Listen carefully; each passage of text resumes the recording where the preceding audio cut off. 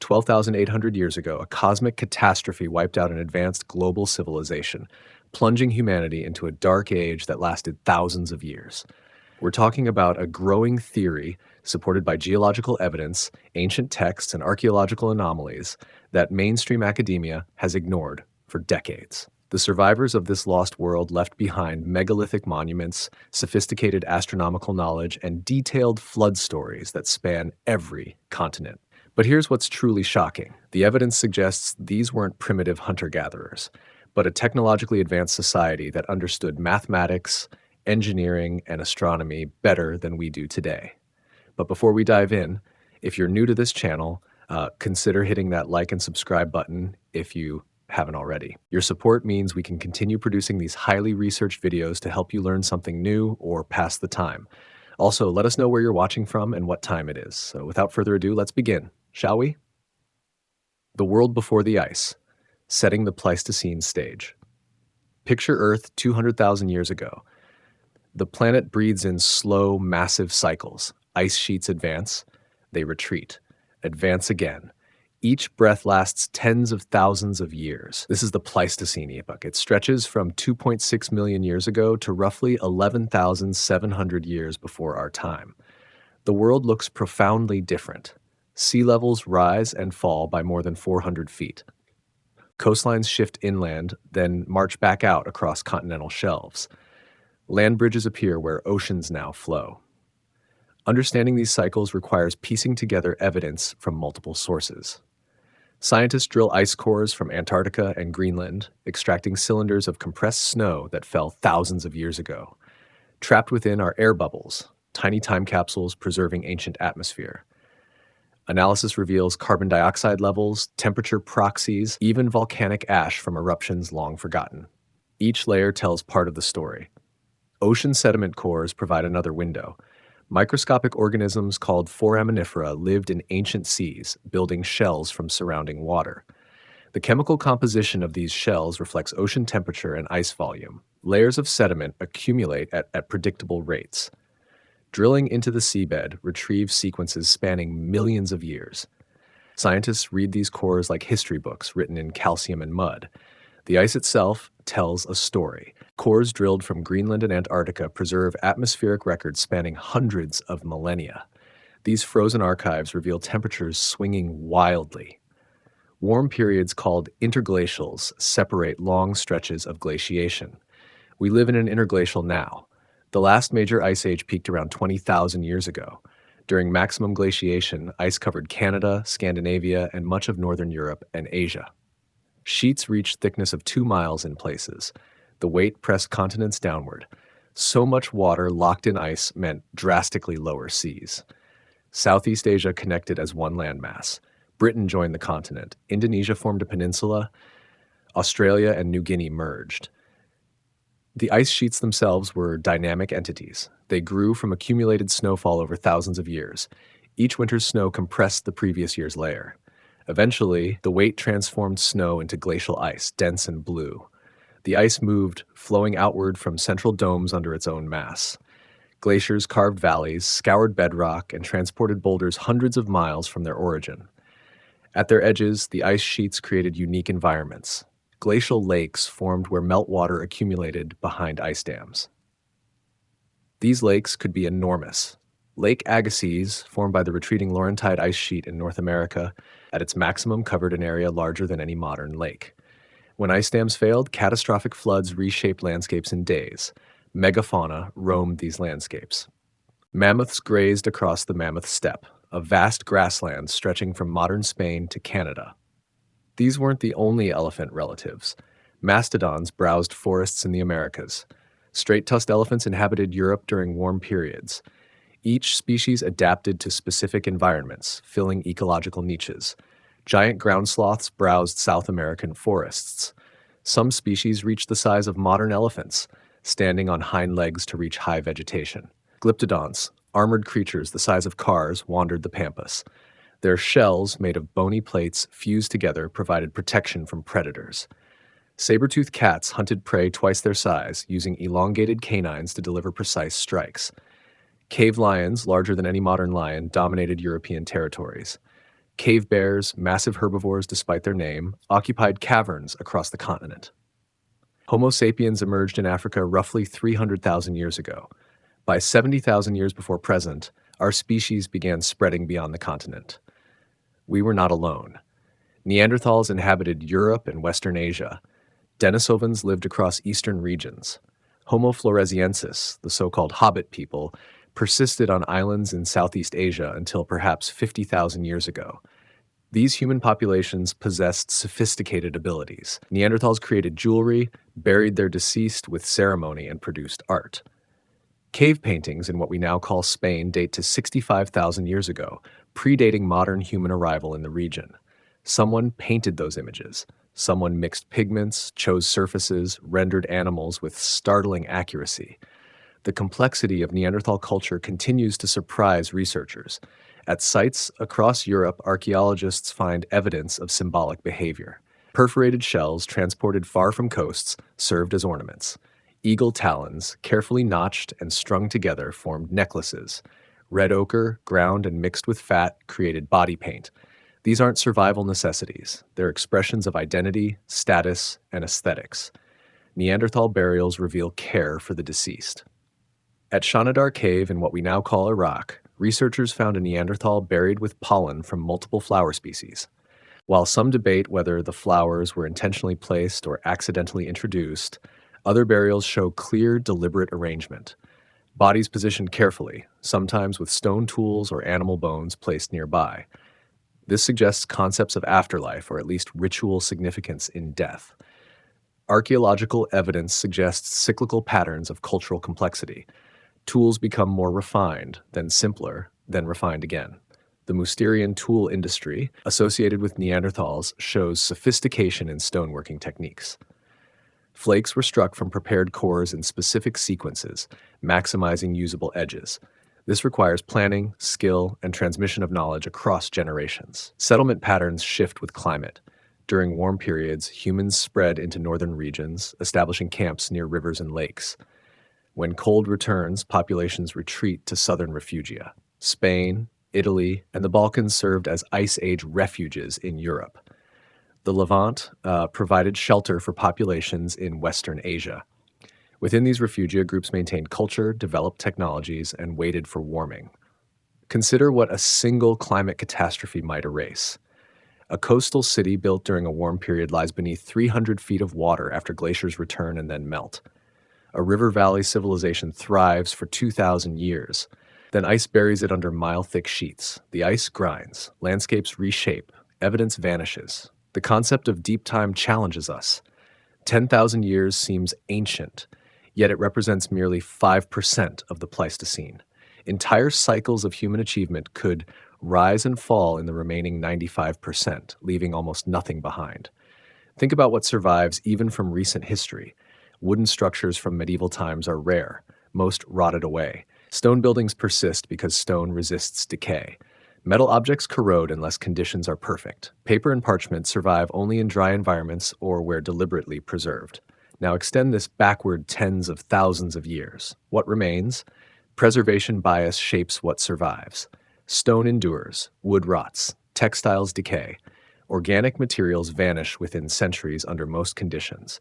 If an ancient people built primarily with timber, used plant fibers, worked bone and hide, their entire culture might leave only scattered stone tools and the occasional hearth. Even stone structures face challenges. Erosion wears surfaces, earthquakes topple walls, rivers shift course and undercut foundations, plant roots crack blocks apart, humans quarry old buildings for new construction. A stone monument might last 10,000 years in a desert. In a tropical forest, it might disappear in centuries, overgrown and dissolved by acidic soils. The continental shelves hold particular mystery. During glacial maxima, these shallow underwater platforms became prime real estate, flat, coastal, near fishing grounds and marine resources. Human populations likely concentrated there. Then the ice melted. Seas rose 400 feet over several thousand years. Those landscapes drowned. Any settlements, any evidence of sophisticated culture now rests under ocean. We've explored less than 5% of the ocean floor in detail. The submerged shelves remain largely unmapped at archaeological resolution. Entire chapters of human history could rest there, silent, beneath sediment and salt water. This documentary examines what might have existed in those lost windows. Not fantasy, not ancient aliens or mythical superpowers, but the possibility that humans, as capable then as now, created complex societies during the Pleistocene, societies that ice, water, and time erased. The question is not whether ancient people were smart enough. Evidence proves they were. The question is, what did they build and where is it now? The Platonic blueprint, Atlantis and the origin of the myth. Every modern Atlantis theory traces back to one man writing in Athens around 360 BCE. Plato, the philosopher, composed two dialogues called Timaeus and Critias. Within these texts, he described an island civilization that conquered much of the Mediterranean world, then sank into the ocean in a single day and night. This is the only original source for Atlantis. Everything else is interpretation, elaboration, or invention. Plato presents the story as historical, passed through generations. He claims an Athenian statesman named Solon traveled to Egypt around 590 BCE. There, in the city of Sais on the Nile Delta, priests shared ancient records. They told Solon about a conflict 9,000 years prior when Athens defeated an aggressive island empire from beyond the Pillars of Heracles. The Pillars of Heracles marked the Strait of Gibraltar in ancient geography. Beyond them lay the Atlantic Ocean, unknown and vast to Mediterranean peoples. Plato places Atlantis there in the ocean, larger than Libya and Asia combined. According to the dialogues, Atlantis possessed remarkable features. A circular city occupied the island's center. Alternating rings of water and land surrounded a central hill. Bridges connected the rings, walls covered in metals, bronze and tin, and a mysterious substance called orichalcum, which gleamed red. Plato provides specific measurements for everything. The central island measured 5 stadia in diameter, roughly half a mile. The first ring of water extended 3 stadia wide. The next ring of land measured 2 stadia. Each successive ring followed a precise pattern. The outermost wall, according to the text, was coated in brass. The middle wall was covered in tin. The innermost wall shone with orichalcum. Hot and cold springs fed the city. Gardens and gymnasia occupied the rings. A great plain stretched beyond, perfectly rectangular, surrounded by mountains. The plain itself measured 3,000 stadia by 2,000 stadia, approximately 200 miles by 130 miles. A complex irrigation system with canals running at precise intervals fed agriculture. The island produced 2 harvests annually. The Atlantean Empire controlled territories across the Atlantic islands and parts of the continent beyond. Their reach extended into the Mediterranean. They conquered Libya as far as Egypt, Europe, up to Tyrrhenia. Only Athens stood against them. The Athenians, in Plato's account, represented the ideal state. Trained warriors, philosophers, and citizens organized according to principles Plato outlined in his Republic. They defeated the Atlantean forces in battle. Then catastrophe struck. Earthquakes and floods destroyed the Athenian army. The same cataclysm sank Atlantis entirely beneath the waves. Plato provides specific numbers. Atlantis sank 9,000 years before Solon's visit to Egypt. That places the event around 9600 BCE. The dimensions of the plain, the distances between features, the number of soldiers, all precisely stated. The Atlantean army numbered 200,000 infantry, 10,000 chariots, and 1,200 ships. This detail gives the account a veneer of historical record. But Plato was not writing history. He was writing philosophy. The dialogues serve as vehicles for ideas about ideal governance, divine punishment, and the dangers of imperial ambition. Atlantis represents a civilization blessed by gods, particularly Poseidon, that grows corrupt through mixing with mortals.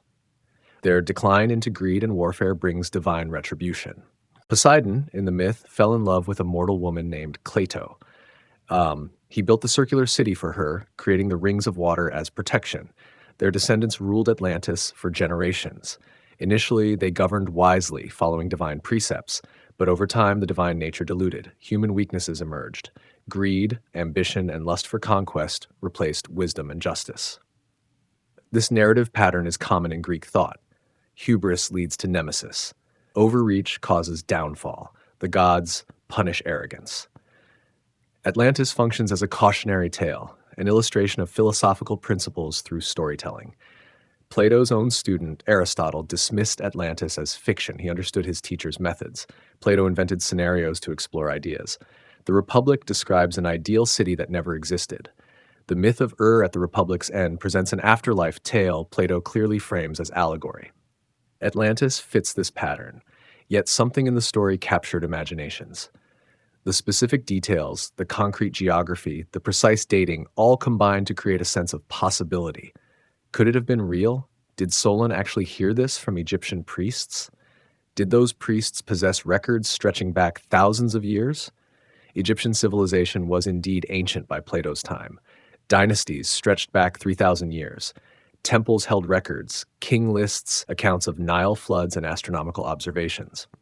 The priests of Sais likely did possess knowledge exceeding anything available in Greece. This lends the story credibility.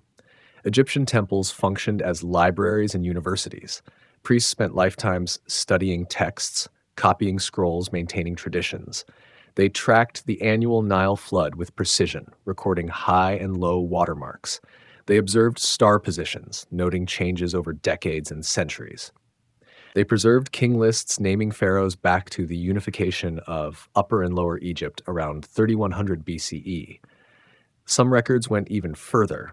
The Turin king list, though fragmentary, attempts to catalog rulers back to mythical times. The Palermo stone records Nile levels and events from the earliest dynasties. Egyptian culture valued continuity and memory. If any civilization could preserve knowledge for millennia, it would be Egypt. But no Egyptian source mentions Atlantis. Not in hieroglyphs, not in temple inscriptions, not in papyri. No reference to an island empire in the Atlantic. No account of a war with Athens 9,000 years prior. The silence is complete. If Atlantis existed, if Solon heard the tale, if Egyptian priests preserved the memory for millennia, we should find corroboration. We find none. The story exists only in Plato's text. This doesn't diminish its power. Atlantis, as Plato conceived it, addresses timeless questions. What makes a society great? What causes its fall? Can humans create perfect societies, or does our nature doom such attempts? The island's sinking represents the fate of all hubris, all overreach, all attempts to transcend mortal limits. The story's influence cannot be overstated. For 2,000 years, philosophers, historians, and mystics have debated its reality. Atlantis became a template, a name given to any lost civilization. The search for Plato's island drove exploration, inspired theories, and shaped how we think about ancient peoples. But it began here, in Athens, in one man's philosophical dialogues. Everything else builds on this foundation. Beyond Plato, how Atlantis escaped philosophy and captured the world. For 2 millennia after Plato, Atlantis remained mostly dormant. Ancient writers occasionally mentioned it. Some placed it in various locations, from Scandinavia to the Americas. Most treated it as allegory or acknowledged uncertainty. The story persisted, but did not dominate. Then came 1882. A former congressman from Minnesota named Ignatius Donnelly published Atlantis, the Antediluvian World. This book transformed everything. Donnelly argued that Atlantis was not myth, but history. He proposed that a real island in the Atlantic once housed an advanced civilization. This culture, he claimed, birthed all later civilizations. Egypt, Mesopotamia, Mesoamerica, all descended from Atlantean refugees who scattered after the catastrophe. The book presented evidence. Similarities between pyramids in Egypt and Mesoamerica must indicate common origin. Flood myths across cultures must recall the same event.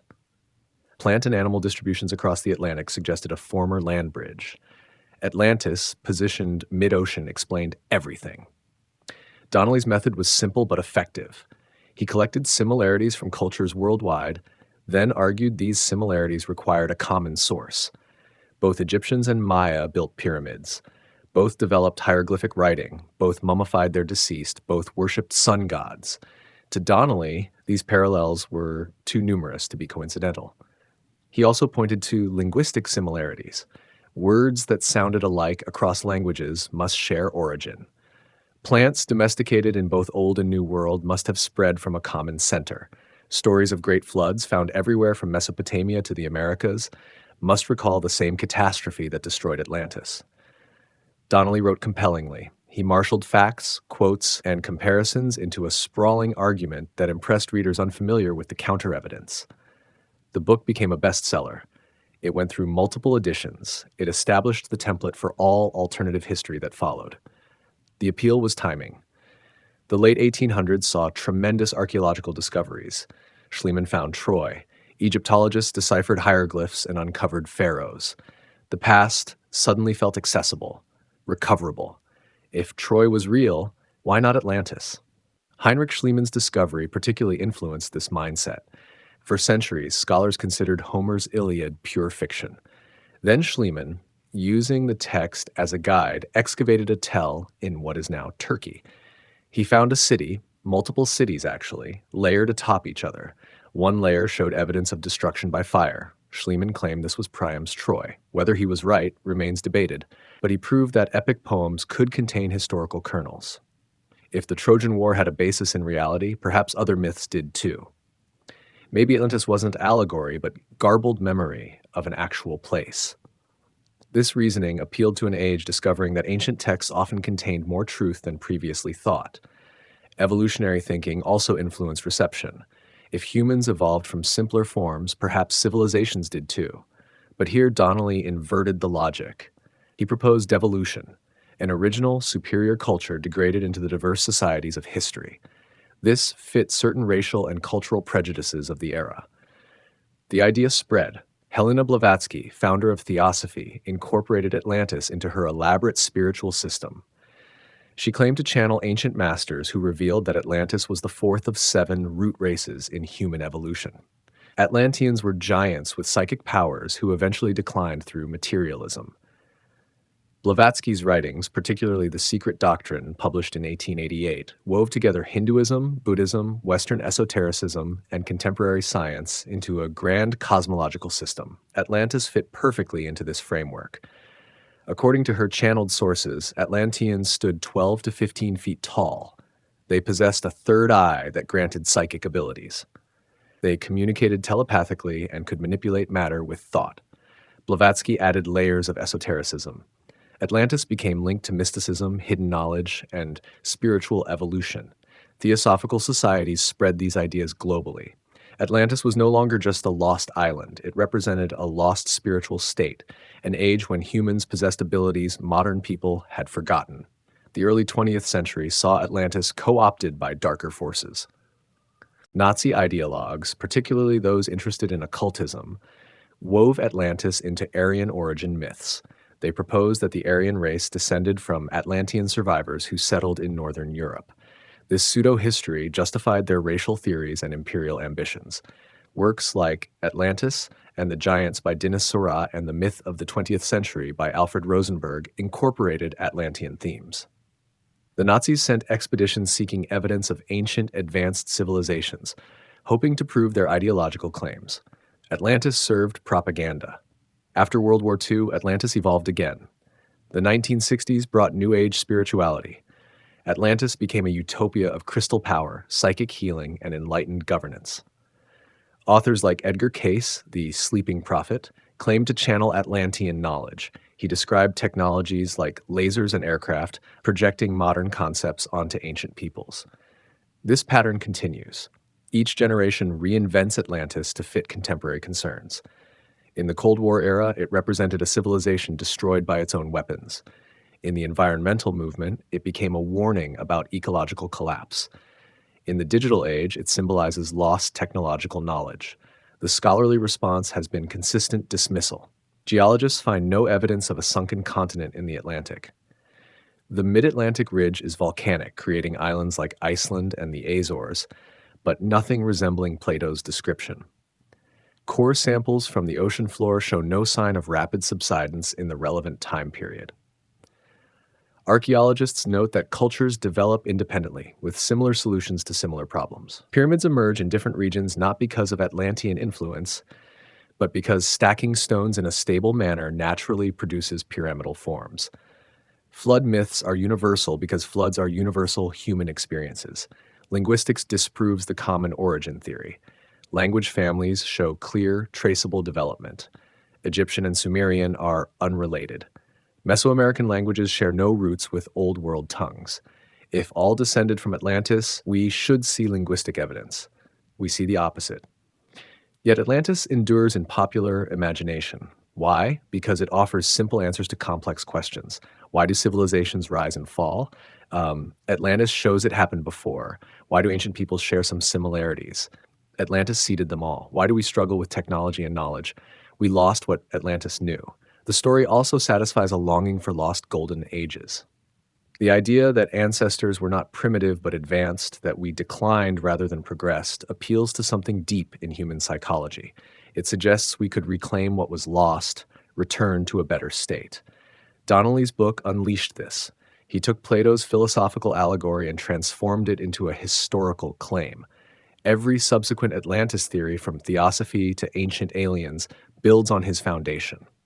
The story escaped its origin in Greek philosophy and became something else entirely, a mirror for human hopes, fears, and fantasies about the past. The sunken shelf, Sundaland, Sahul, and the real lost landscapes. While Atlantis captures imagination, real lost continents lie beneath the waves. Not mythical islands, but vast landmasses where humans lived for tens of thousands of years, landscapes that vanished as ice sheets melted and oceans rose. The most dramatic is Sundaland. Today, Southeast Asia fragments into thousands of islands. Indonesia, the Philippines, Malaysia, all separated by shallow seas. But 20,000 years ago, during the last glacial maximum, sea levels stood 400 feet lower. Those shallow seas were dry land. Sundaland connected the Malay Peninsula, Sumatra, Java, and Borneo into a single subcontinent. It stretched roughly the size of Western Europe. Rivers drained across vast plains. The South China Sea was a basin with lakes and forests. This wasn't marginal territory. It was prime habitat. The Sunda Shelf itself is a shallow platform of continental crust. Modern water depths range from 100 to 200 feet across most of the area. This means even modest sea level drops exposed massive territories. During peak glaciation, the entire shelf became accessible terrestrial habitat. Climate models suggest Sundaland enjoyed tropical to subtropical conditions even during Ice Age maximum. Equatorial regions cooled less than higher latitudes. Rainfall decreased, but the land remained habitable and productive. Forests covered much of the terrain. Rivers created ribbons of particularly rich habitat, attracting both wildlife and humans. Archaeological evidence shows humans occupied Sundaland continuously for at least 50,000 years. Stone tools appear throughout the region. Cave paintings in Borneo date to 40,000 years ago. The Tabon Caves in what we now call the Philippines contain human remains from 30,000 years before present. These populations developed maritime skills. They reached Australia by at least 65,000 years ago, requiring multiple water crossings even when seas were lowest. They spread through the Pacific Islands. This implies sophisticated boat building and navigation, technologies that leave little archaeological trace. When the ice melted, Sundaland drowned. The process took several thousand years, but accelerated dramatically between 14,000 and 7,000 years ago. Sea levels rose over 300 feet. River valleys became straits, hills became islands. Millions of square miles vanished underwater. The flooding wasn't uniform or gradual everywhere. Some areas experienced rapid inundation as coastlines advanced miles per century. River deltas became bays. Coastal plains submerged within generations. Populations had to relocate constantly, moving inland as water claimed territory. Any human settlements on those plains, any villages along those rivers, any evidence of cultural development now rests beneath the Java Sea, the Gulf of Thailand, the South China Sea. We've barely explored these submerged landscapes. What we might find remains speculative. Australia tells a parallel story. During glacial periods, it connected with New Guinea and Tasmania, forming a landmass called Sahul. This continent stretched nearly 4 million square miles. The northern coast extended hundreds of miles beyond present shorelines. The Torres Strait, separating modern Australia from New Guinea, was dry land. The Arafura Sea, between Australia and what are now Indonesian islands, was a swampy plain with winding rivers. The Gulf of Carpentaria, a major indentation in Australia's northern coast, was an enormous freshwater lake during low sea stands. Humans reached Sahul by 65,000 years ago, perhaps earlier. They spread across the continent, adapting to diverse environments from tropical north to temperate south. They developed complex societies, rich artistic traditions, and deep knowledge of their landscapes. The rock art of Sahol ranks among the world's oldest. Paintings in what we now call Sulawesi date to at least 44,000 years ago. Aboriginal rock art in Australia may exceed 60,000 years. These images show remarkable sophistication, depicting animals, humans, and abstract symbols. The artistic traditions evolved over millennia. Early art featured hand stencils created by blowing pigment over hands pressed against rock. Later periods show figurative art, animals rendered in profile with anatomical detail. Human figures appear, sometimes in complex scenes suggesting narrative or ceremony. Abstract patterns, dots, lines, and geometric forms cover many sites. Some sites contain tens of thousands of individual images. Multiple generations added layers, creating palimpsests where newer art overlays older works.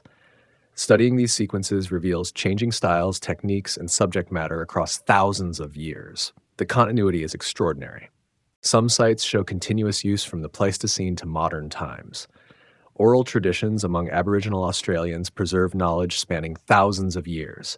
Some stories describe landscapes that existed only during lower sea levels.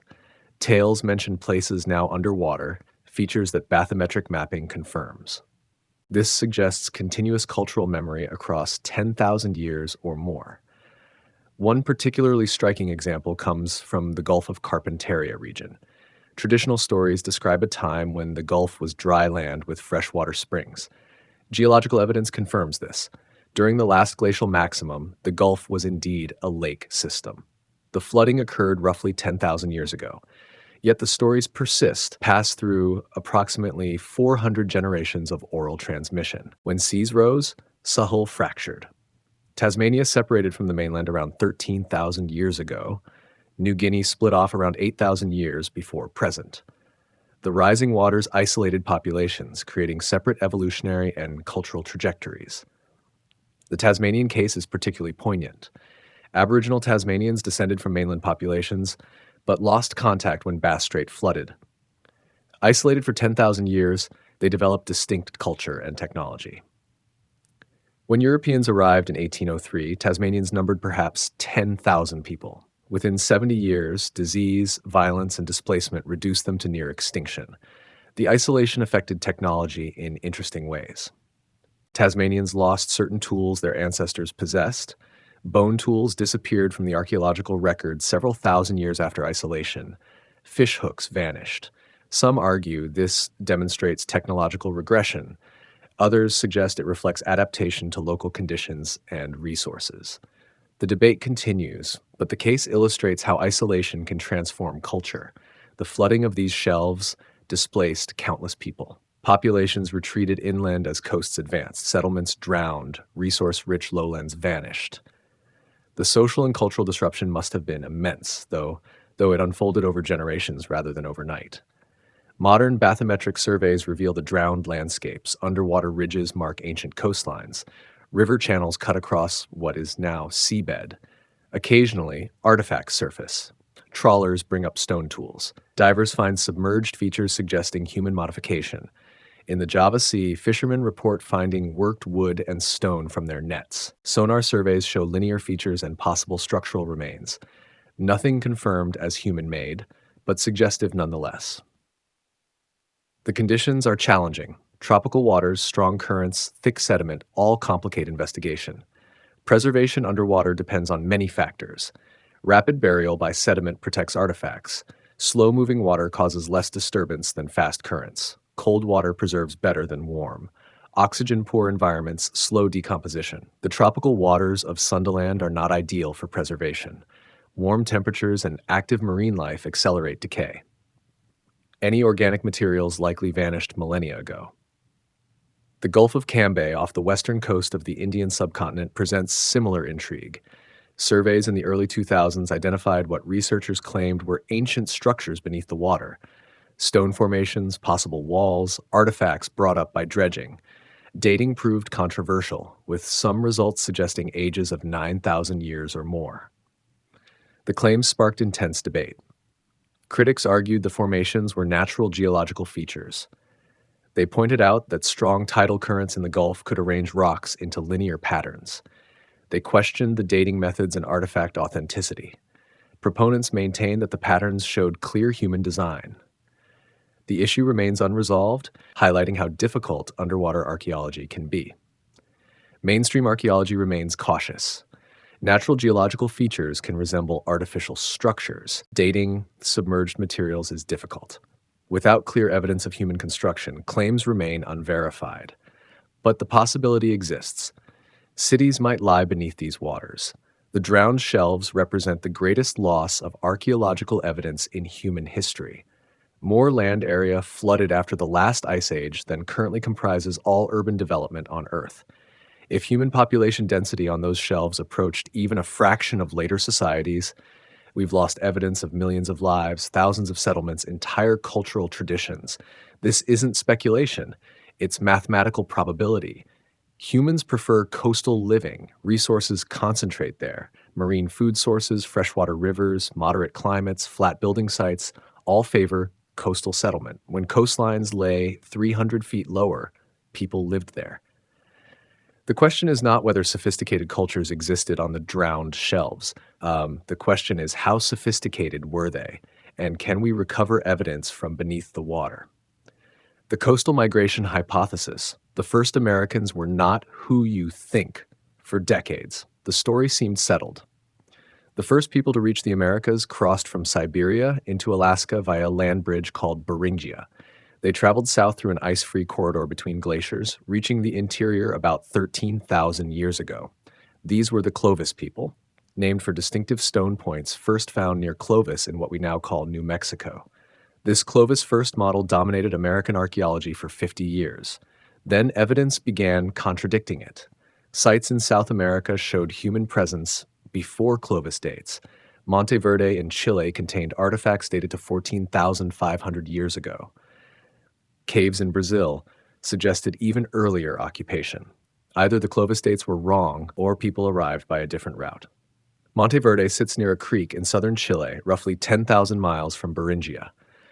The site preserves remarkable organic materials. Wooden stakes mark foundation posts. Hide fragments suggest tents or coverings. Stone tools show wear patterns consistent with woodworking and hide processing. Plant remains indicate use of wild potatoes and medicinal herbs. Hearths contain charcoal from ancient fires. The preservation results from the site being covered by a peat bog shortly after abandonment. The wet, acidic conditions prevented decay. When archaeologist Tom Dillahay began excavations in the 1970s, he found materials rarely surviving in archaeological contexts. The organic artifacts provided unprecedented detail about daily life. Radiocarbon dating placed occupation at approximately 14,500 years ago. This predated accepted Clovis dates by over 1,000 years. The findings met skepticism initially. Some archaeologists questioned the dates, the artifacts, even whether the site was genuinely human-made. Dillahay invited critics to visit. Multiple specialists examined the evidence. By the late 1990s, most accepted Monteverde as legitimate and pre-Clovis. The ice-free corridor itself posed problems. Geological evidence showed it didn't open until 13,000 years ago. If humans reached Monteverde 1,500 years earlier, they couldn't have used the corridor. Some other route must explain their arrival. Enter the coastal migration hypothesis.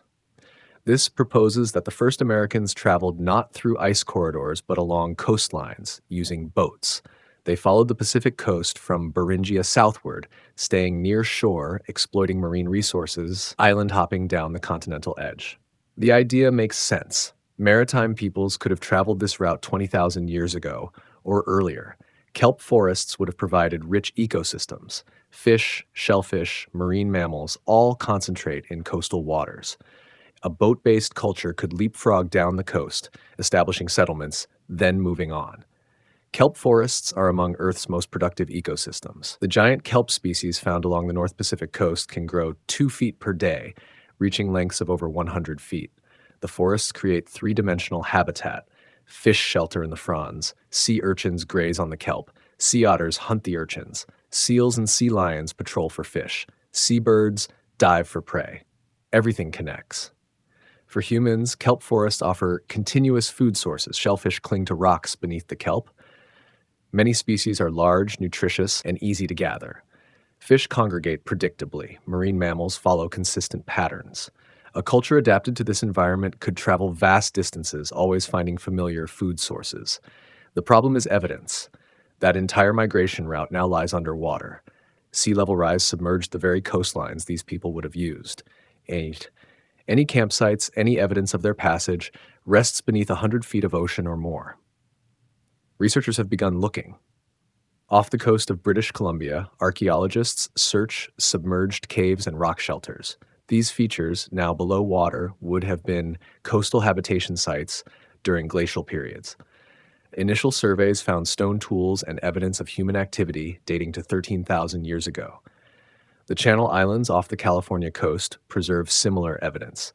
During low sea levels, these islands formed one larger landmass called Santa Rosa.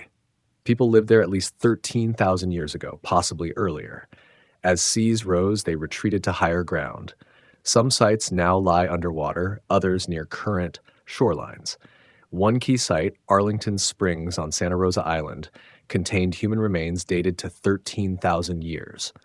The skeleton of a young woman showed she lived on an island requiring boat access even during low sea levels. This proves maritime capability. If people could reach these islands, they could travel coastlines. The kelp highway hypothesis extends this idea. Giant kelp forests grow along cold water coasts from Asia through Beringia and down the Pacific coast of the Americas. These ecosystems support incredible biodiversity. Fish, sea otters, seals, seabirds, shellfish all thrive in kelp forests. A people adapted to this environment could travel vast distances following the kelp. Evidence from Japan supports this. The Jomon culture, beginning 16,000 years ago, developed sophisticated maritime technology. They built substantial boats, traveled between islands, and exploited marine resources extensively. Similar adaptations could have occurred earlier among Beringian populations. Genetic studies add weight. Analysis of Native American populations shows diversity suggesting multiple migration waves over thousands of years. Some lineages appear older than Clovis dates. Population models indicate initial entry possibly as early as 20,000 years ago, with subsequent movements following, but direct archaeological evidence remains scarce. Underwater archaeology in deep water is expensive and technically challenging. The sites lie beneath sediment accumulated over millennia. Ocean currents disturb remains.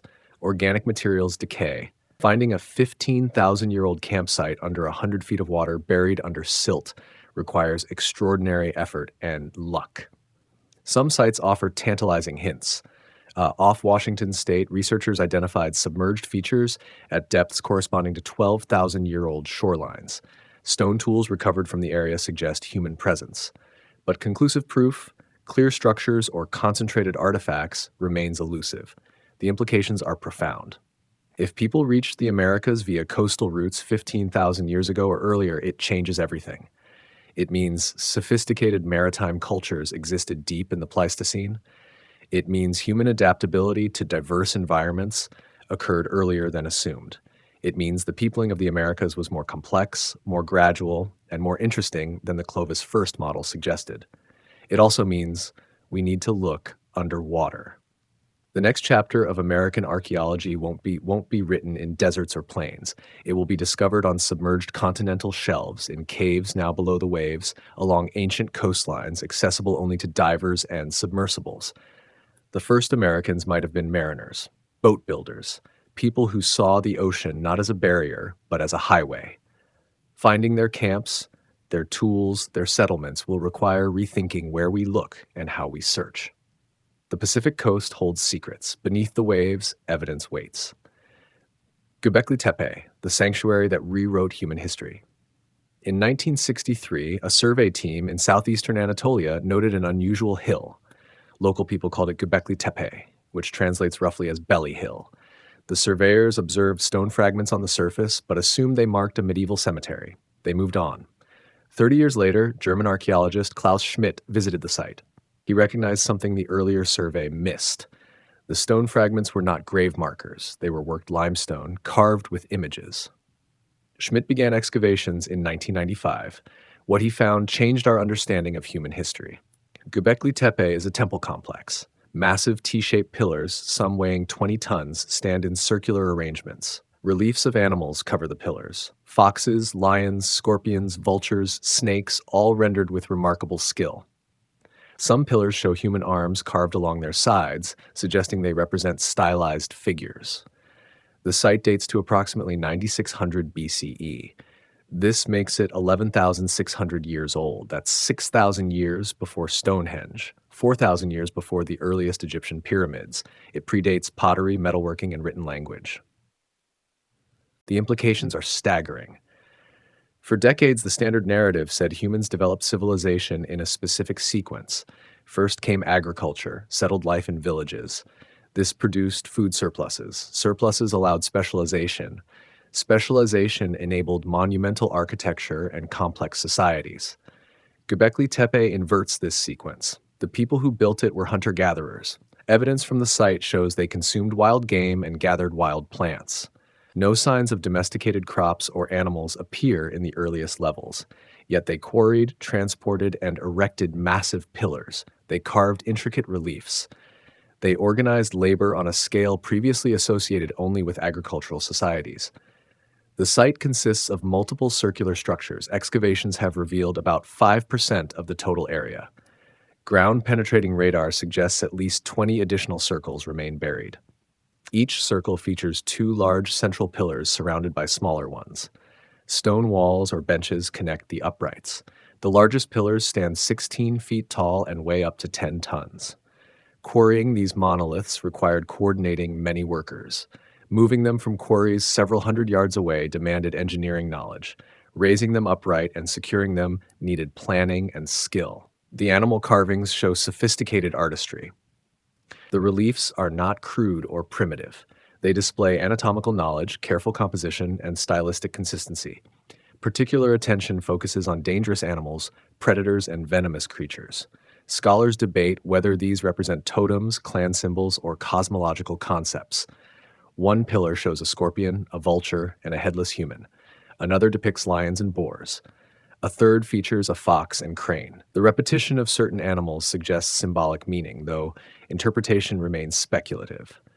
Some researchers propose astronomical significance, noting positions of animals might map star positions. The site's purpose is debated. No evidence of habitation appears. No hearths for cooking, no trash heaps of daily life, no domestic structures. People came here for a purpose, then left. The most accepted interpretation is ritual, a ceremonial center where hunter-gatherer groups gathered periodically. The scale suggests organization beyond single bands. Building and maintaining Göbekli Tepe required coordinating multiple groups. Estimates suggest hundreds of workers over decades or generations. This implies social structures, leadership, shared beliefs, all things supposedly emerging only after agriculture. Around 8000 BCE, the circles were deliberately buried. Excavators found the enclosures filled with rubble and broken stone. Someone went to considerable effort to cover the structures. Why remains unknown. Did beliefs change? Did new groups arrive? The burial preserved the site remarkably, leaving it for us to find 11,000 years later. Nearby sites show similar patterns. Karahan Tepe, about 30 miles away, features carved pillars and underground chambers dating to the same period. Navali Chori, partially flooded by a dam, had T-shaped pillars before excavation ended. The region appears to have hosted a culture capable of monumental building before agriculture. Interestingly, domesticated grains appear in the region within 1,000 years of Göbekli Tepe's construction. Wild einkorn wheat grows nearby. Some researchers propose a radical idea that building the temple complex drove agricultural development. Feeding the workers and pilgrims required more food than hunting and gathering could sustain. This pressure prompted experimentation with cultivating wild grains. If true, this completely reverses causation. Religion didn't follow agriculture. Agriculture followed religion. The need to build and maintain sacred sites prompted the shift to farming. The temple came first. Not all archaeologists accept this. The timing might be coincidence. Agriculture was emerging across the Fertile Crescent during this period. Multiple factors drove domestication. But Göbekli Tepe at minimum shows that monumental construction preceded agriculture, challenging long-held assumptions. The site raises profound questions about human societies 10,000 years ago. If hunter-gatherers could organize labor, create art, and build temples, what else were they capable of? How many similar sites existed? How much has been lost to time, erosion, and development? Most importantly, it demonstrates that our ancestors were not primitive. They possessed intelligence, creativity, and ambition equal to ours. They lacked accumulated knowledge and technology, but not capacity. Given motivation and organization, they achieved remarkable things. Gobekli Tepe stands as testament, a temple built by people we thought incapable of such work, a reminder that human potential stretches back far deeper than our monuments suggest. The Younger Dryas impact hypothesis, a cosmic catastrophe? 12,800 years ago, Earth's climate was warming. The last ice age was ending. Glaciers retreated. Temperatures rose. Then suddenly, the warming stopped. In a matter of decades, possibly years, the climate plunged back into near glacial conditions. This cold snap lasted 1,300 years. Geologists call it the Younger Dryas, named after a wildflower that thrives in cold conditions. Its pollen appears suddenly in sediment cores, marking the temperature drop.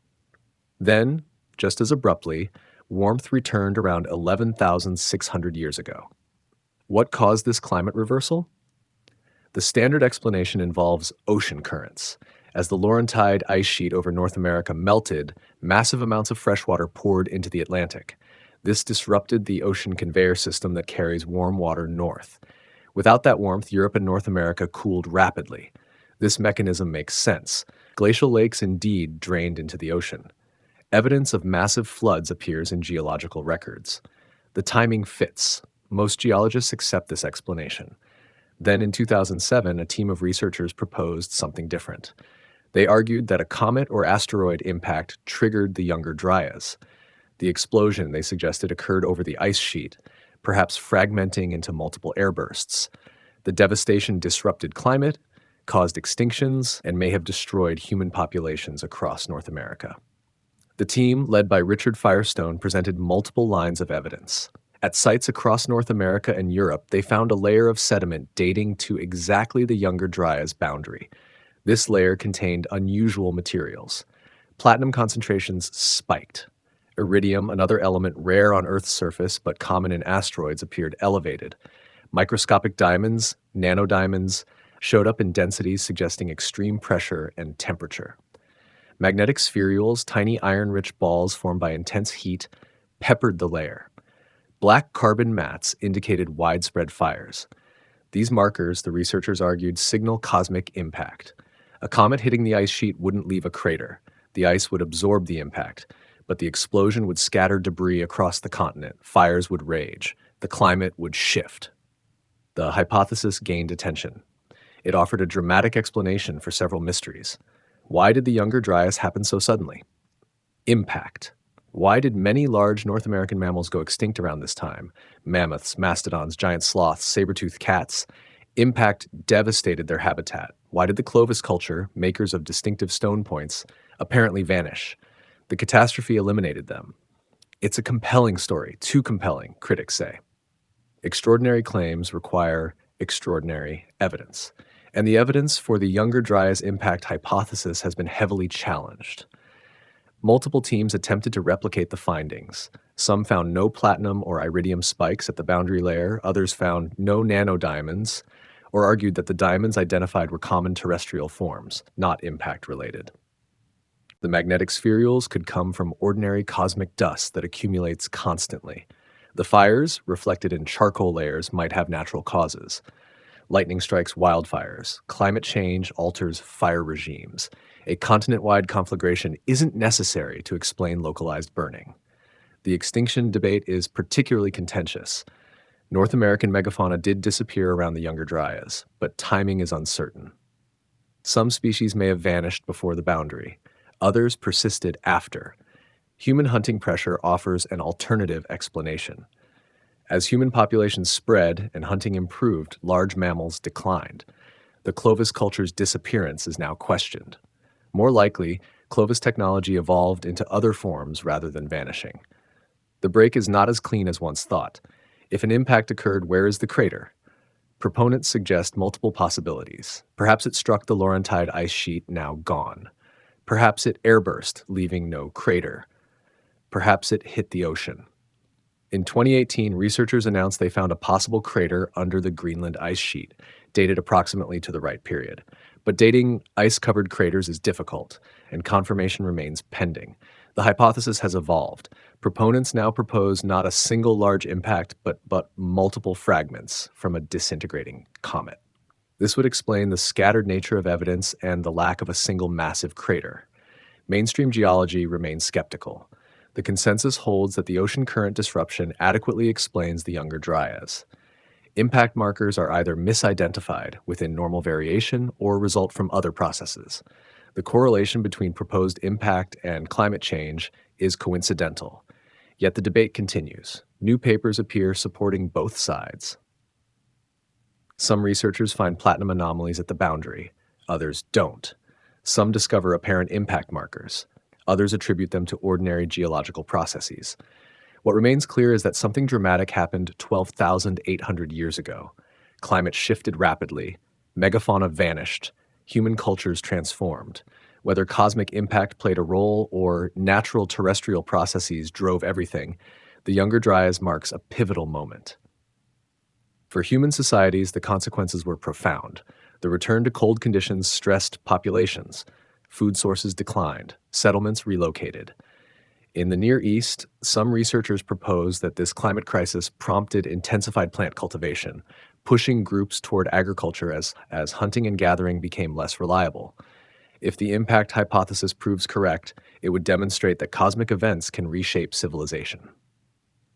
A reminder that we inhabit a solar system filled with debris, that Earth has been struck before and will be again.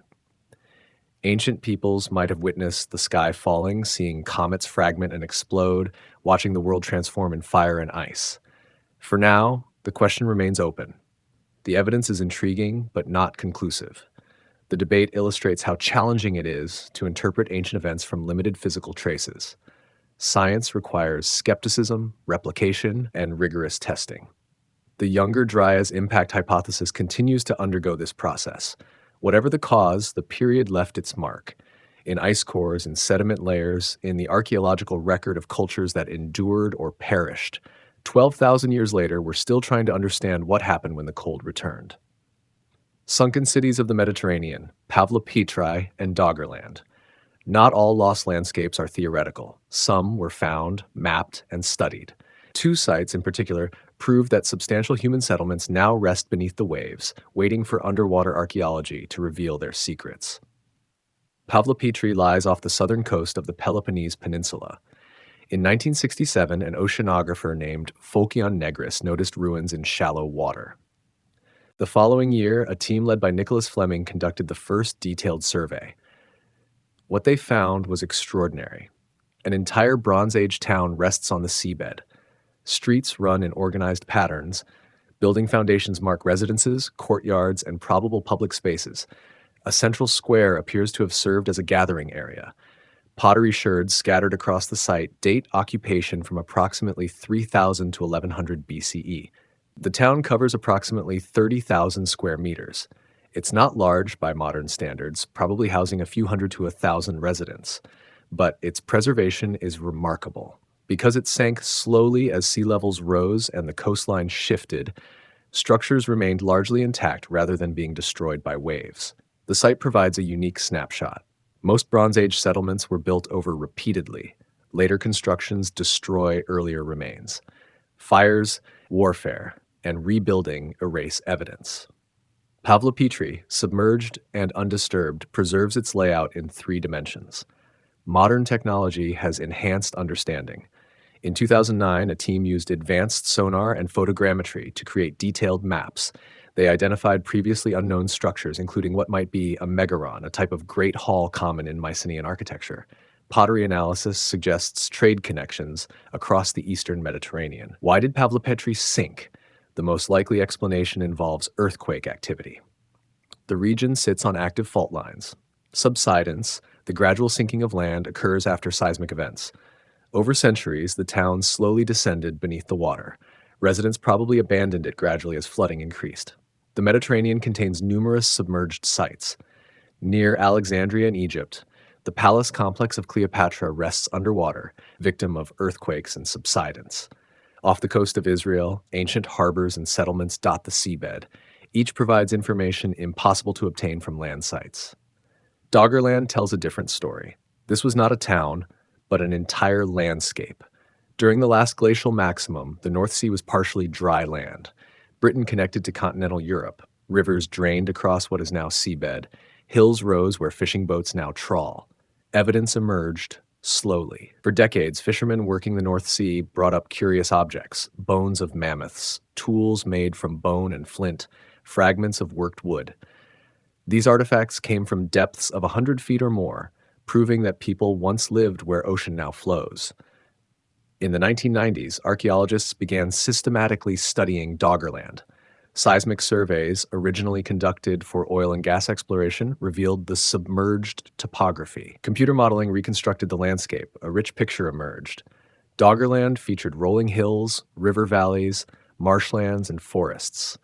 The climate during warmer periods was temperate, supporting diverse wildlife. Modern reconstruction shows it covered approximately 10,000 square miles at maximum extent. Human occupation is well documented. Mesolithic peoples, the hunter-gatherers who inhabited Europe after the ice sheets retreated, lived across Doggerland. They hunted red deer and aurochs, they fished the rivers, they gathered plants. Their camps and settlements dotted the landscape. As seas rose after the Ice Age, Doggerland shrank. Rivers became estuaries, hills became islands, marshland expanded. Eventually, only a large island remained, probably occupied until around 6500 BCE. Then that too submerged. The final blow may have been catastrophic. Sediment cores from the North Sea contain a layer called the Storegga tsunami deposit. Around 6200 BCE, a massive underwater landslide off the coast of what is now Norway triggered a tsunami. Waves possibly reached 60 feet high, sweeping across the remaining Doggerland island. Whether this event eliminated the last inhabitants or simply finished drowning an already nearly submerged landscape remains debated. Either way, by 6,000 years ago, the land connection between Britain and Europe had vanished completely. Doggerland represents a massive loss of archaeological evidence. Thousands of years of human habitation, perhaps dozens of settlement sites, all now beneath the sea. Occasionally, storms expose materials. A few artifacts have been recovered, but systematic exploration is only beginning. The challenges are substantial. The North Sea is cold, murky, and subject to strong currents. Sediment covers the ancient surface. Trawling and commercial activity disturb the seabed. Identifying archaeological sites among natural features requires careful survey work. Both Pavlopetri and Doggerland demonstrate what's been lost. They prove that sea level rise submerged human settlements. They show that underwater archaeology can recover information. They hint at how much more might rest on continental shelves worldwide. If a Bronze Age town and a Mesolithic landscape in the well-studied Mediterranean and North Sea remained hidden until recently, what lies beneath less explored waters? What settlements drowned off the coasts of Asia, Africa, the Americas? The ocean covers 70% of Earth's surface. The continental shelves, the areas most likely to contain archaeological sites, have been minimally surveyed. We've explored more of the moon's surface than the submerged edges of our continents. The technology exists. Sonar can map the seabed. Submersibles can explore. Remote sensing can identify anomalies. What's needed is funding, time, and a recognition that major chapters of human history rest underwater. Pavlopetri and Doggerland are not unique. They're samples of what's been lost. Proof that looking beneath the waves is not chasing fantasy, but pursuing real, recoverable history. The Sphinx water erosion hypothesis, a monument from the Rainy Era. The Great Sphinx crouches beside the pyramids at Giza. Carved from limestone bedrock, it measures 240 feet long and 66 feet high. Most Egyptologists date it to the reign of Khafre, around 2500 BCE. This makes it 4,500 years old, ancient by any measure. But some researchers argue it's much older, not by decades or centuries, by thousands of years. The controversy centers on weathering patterns.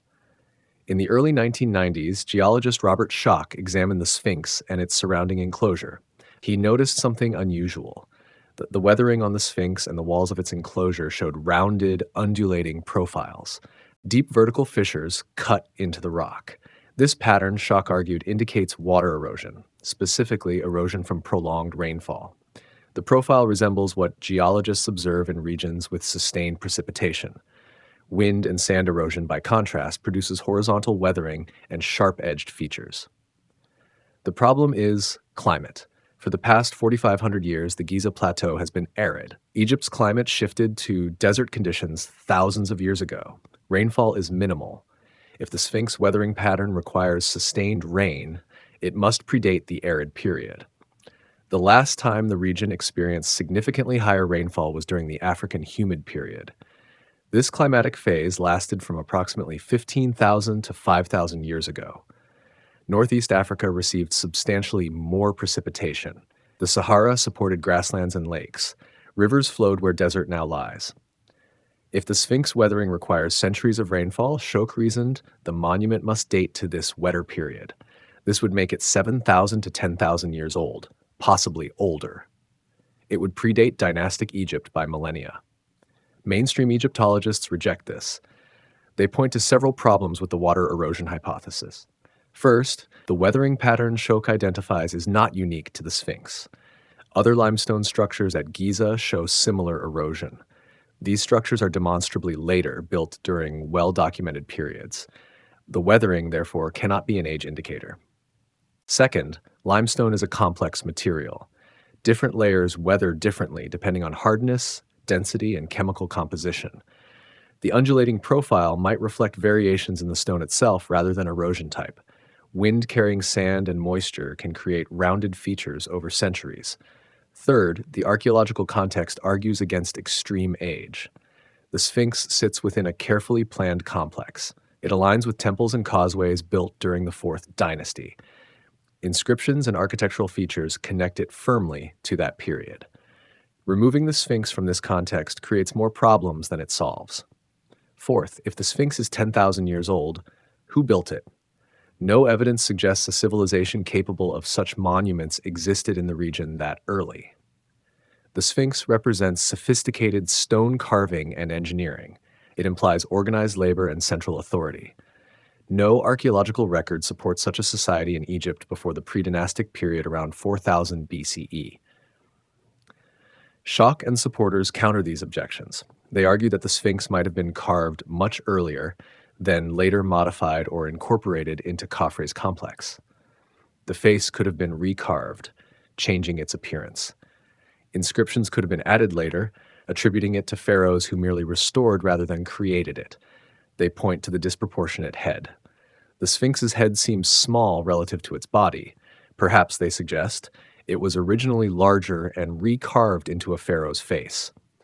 This would explain the proportion issue and allow for earlier origin.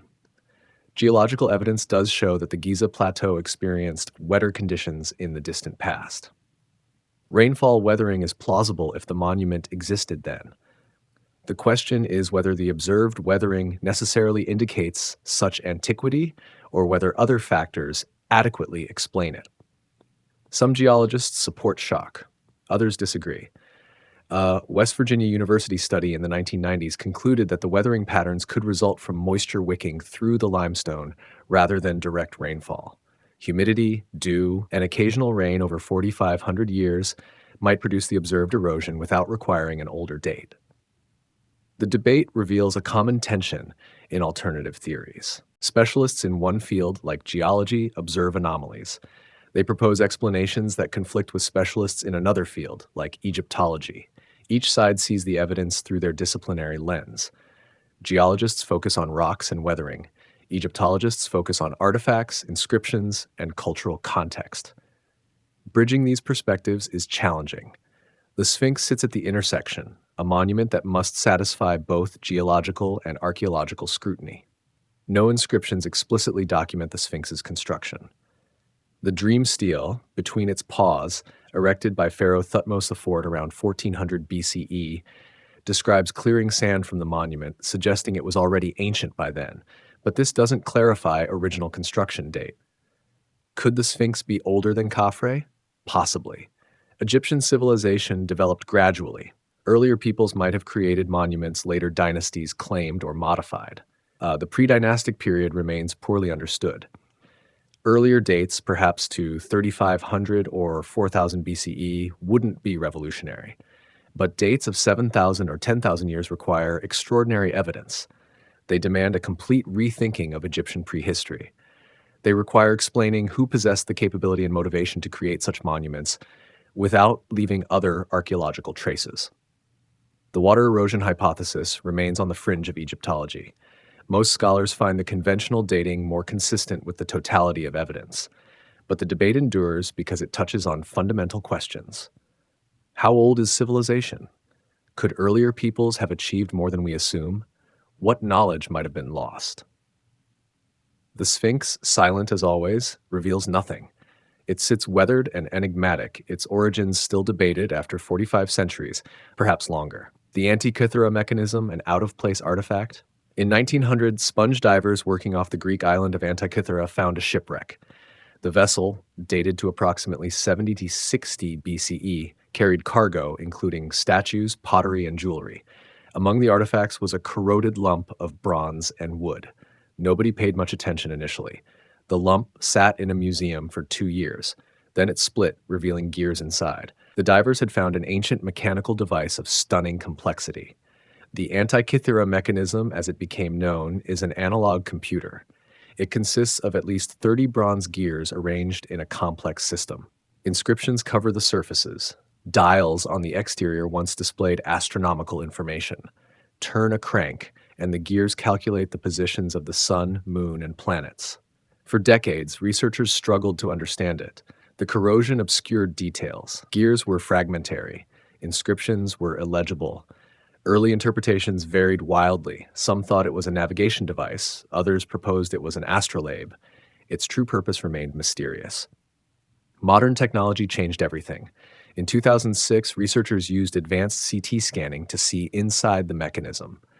The three-dimensional imaging revealed previously hidden gears, inscriptions, and assembly details. Computer analysis reconstructed how it worked. The device tracked multiple cycles simultaneously. The main dial showed the Greek zodiac and the Egyptian calendar. Subsidiary dials displayed lunar phases and the Metonic cycle, a 19-year period after which lunar phases repeat on the same calendar dates. Another dial predicted eclipses using the Saros cycle. The mechanism incorporated epicyclic gearing, a system where gears rotate within other rotating gears. This allowed modeling the irregular motion of the moon, which speeds up and slows down due to its elliptical orbit. The ancient builders understood this and designed gears to compensate, mimicking the lunar anomaly with remarkable accuracy. Inscriptions provided a user manual. They explained what the dials showed and how to operate the device. Names of months, zodiac signs, and astronomical events covered the surfaces. The text revealed that the mechanism was likely used to predict astronomical events for calendar keeping, possibly for religious festivals. The sophistication is breathtaking. Nothing remotely comparable appears in the archaeological record for another 1,000 years. Medieval European clocks of the 14th century CE represent the next known devices approaching this complexity. The Antikythera mechanism stands isolated, a technological peak without clear precedents or successors. This isolation makes it an out-of-place artifact in popular terminology. The term usually refers to objects that seem too advanced for their context. Ancient batteries, perfectly machined tools, crystalline lenses, various objects that appear to demonstrate impossible knowledge. Most such objects upon examination prove unremarkable. The Baghdad battery is probably a storage vessel for scrolls, not an electrical device.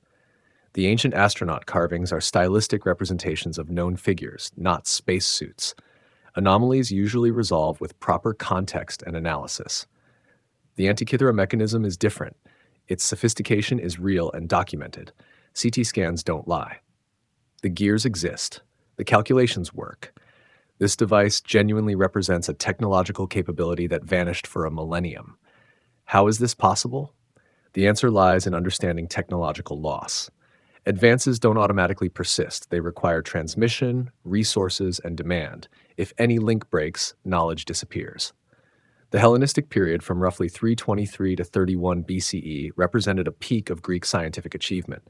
Mathematicians like Archimedes and astronomers like Hipparchus developed sophisticated theories. Craftsmen translated these theories into practical devices. Wealthy patrons commissioned mechanical marvels. We know other such devices existed. Ancient writers mention them.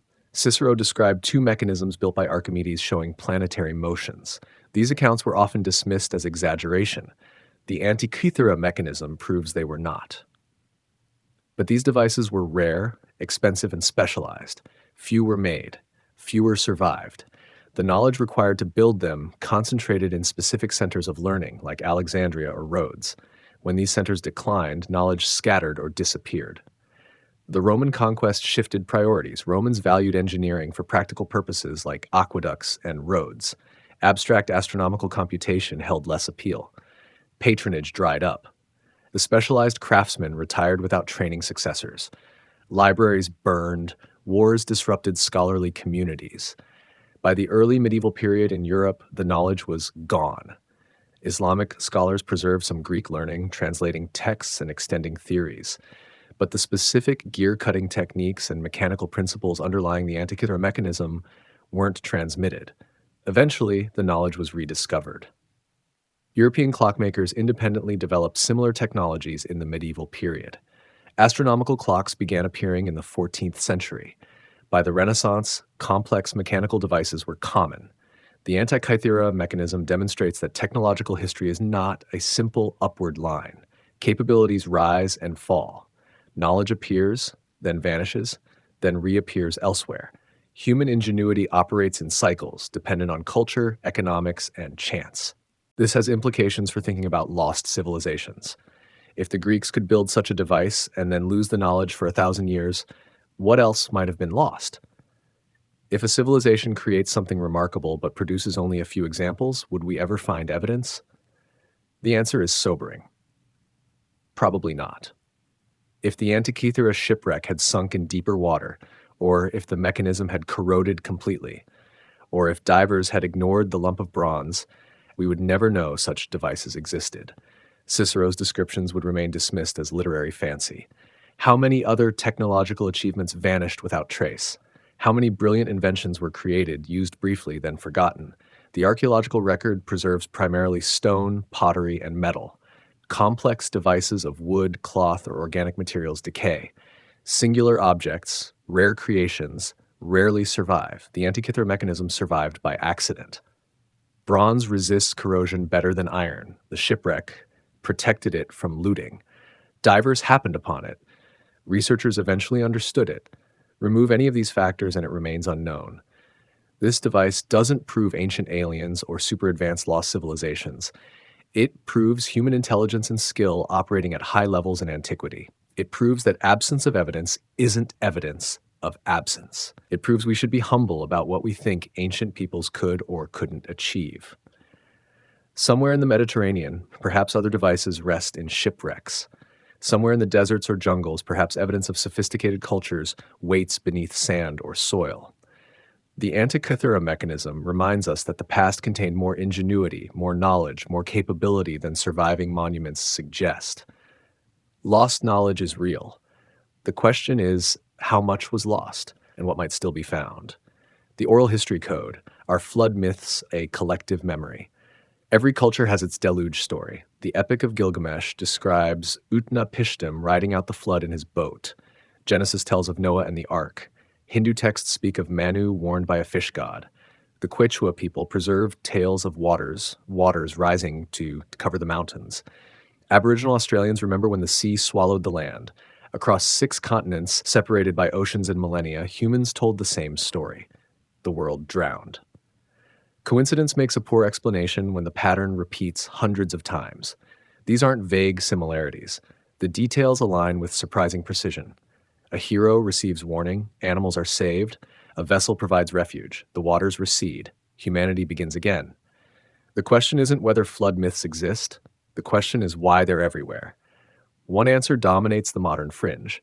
A single catastrophic event struck the entire planet, preserved in collective memory. Proponents point to the consistency of these stories as proof, but consistency doesn't require simultaneity.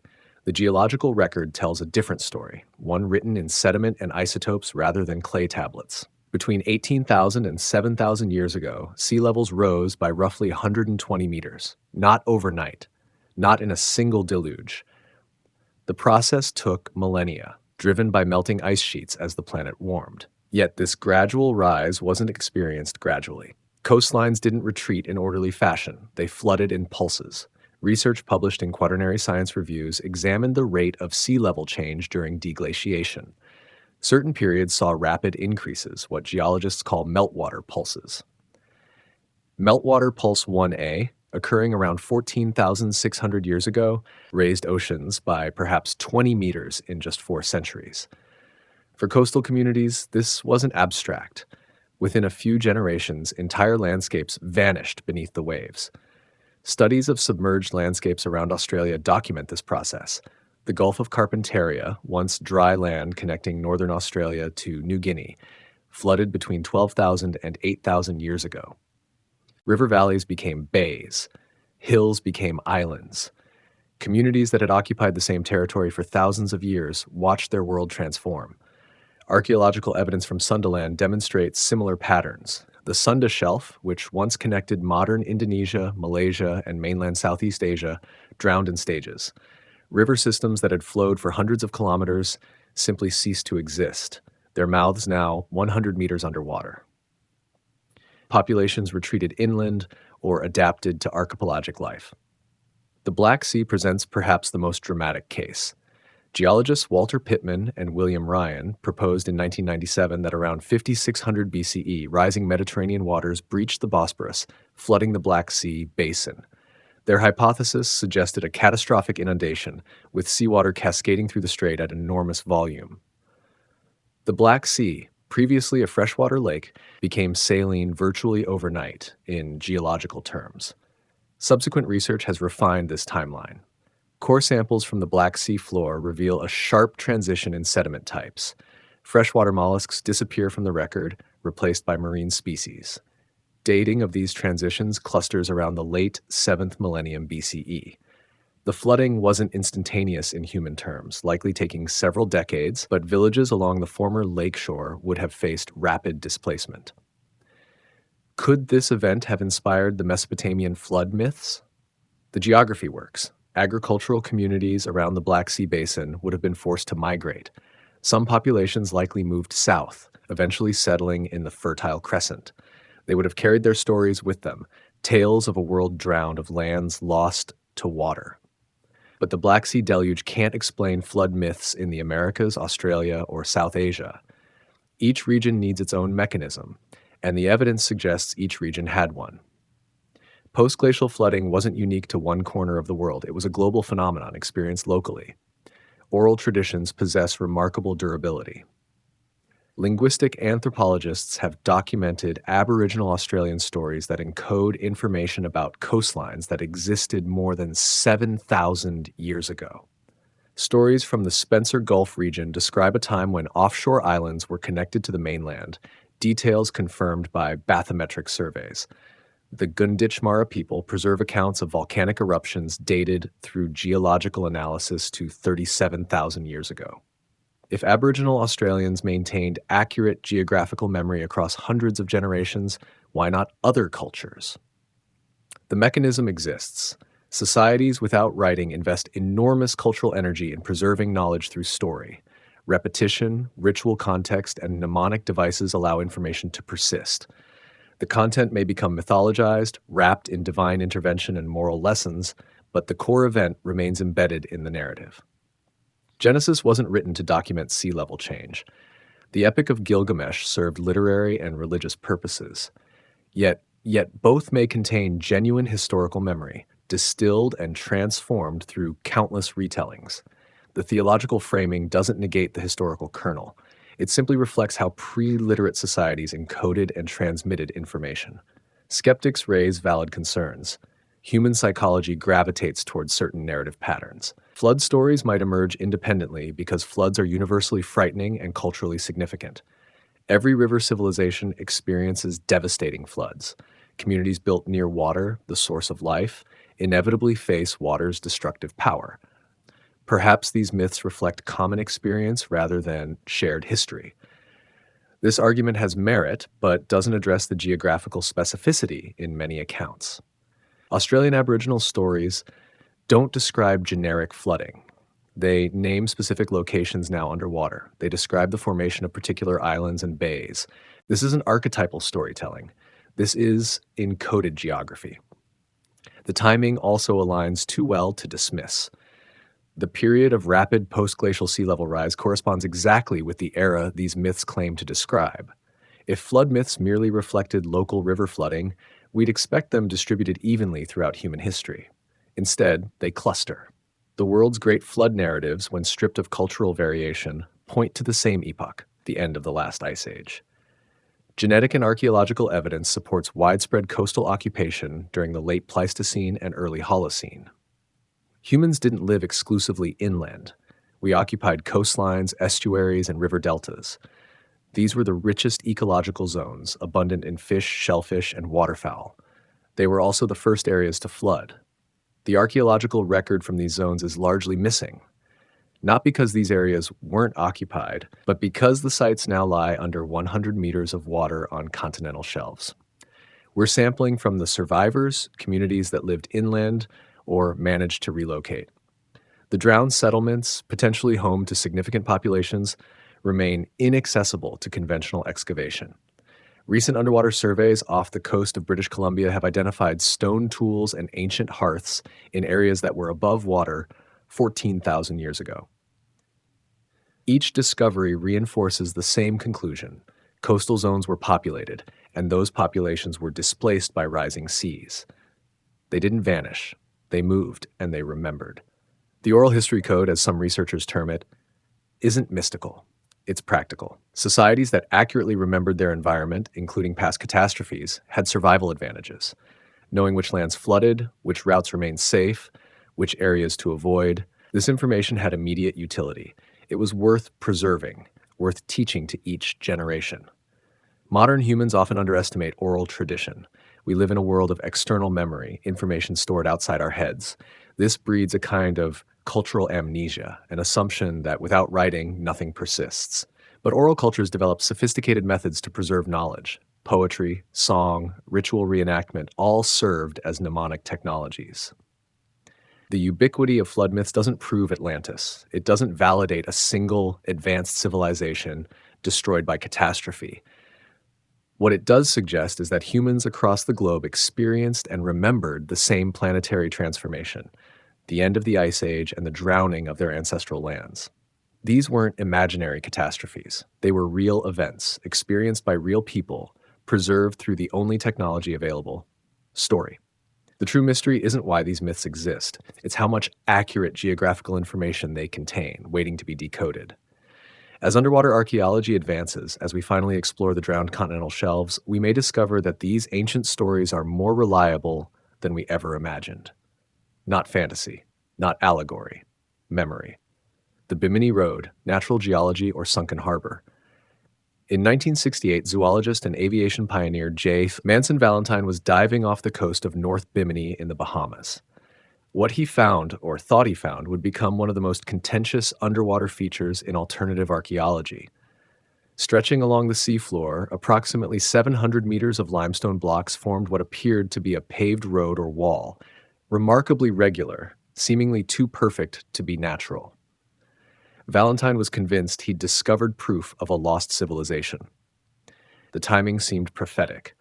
Edgar Cayce, the famous psychic who died in 1945, had predicted that Atlantis would rise again near Bimini in 1968 or 1969.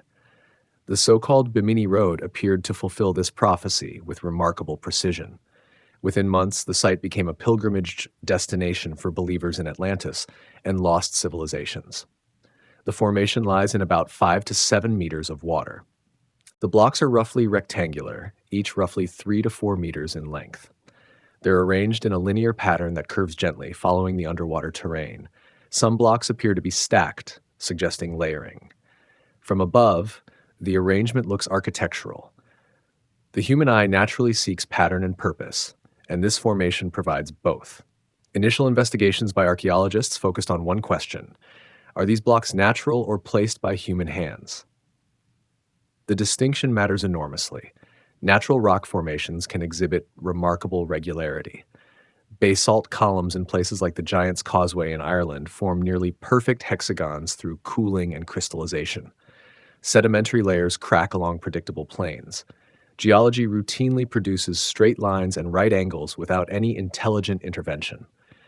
Eugene Shin, a marine geologist with the United States Geological Survey, conducted detailed core sampling of the Bimini blocks in the 1970s and 1980s.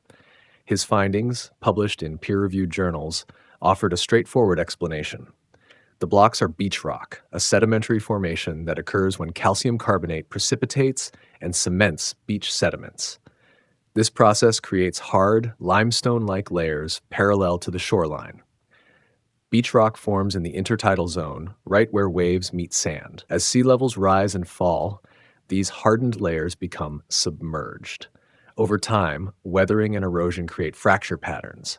The rock cracks along natural joints, producing rectangular shapes. The resulting blocks aren't carved, they're broken, separated by entirely natural forces following lines of structural weakness. Shin's core samples revealed something definitive. The blocks were not separate pieces placed in position. They were parts of a continuous layer, fractured but still connected beneath the visible breaks. Drilling through the formation showed the beach rock extended below the individual blocks, forming a sheet rather than discrete constructed units. No mortar existed between stones. No tool marks scarred the surfaces. The microstructure was entirely consistent with natural precipitation and cementation. Radiocarbon dating of material within the beach rock placed formation between 2,000 and 4,000 years ago. This timing coincides with known sea level fluctuations in the region. The Bahamas experienced periods of slightly lower sea level during the late Holocene, exposing areas now submerged. Beach rock formed during these periods would now lie underwater, creating exactly the pattern observed. Proponents of the artificial origin theory point to specific features they argue defy natural explanation.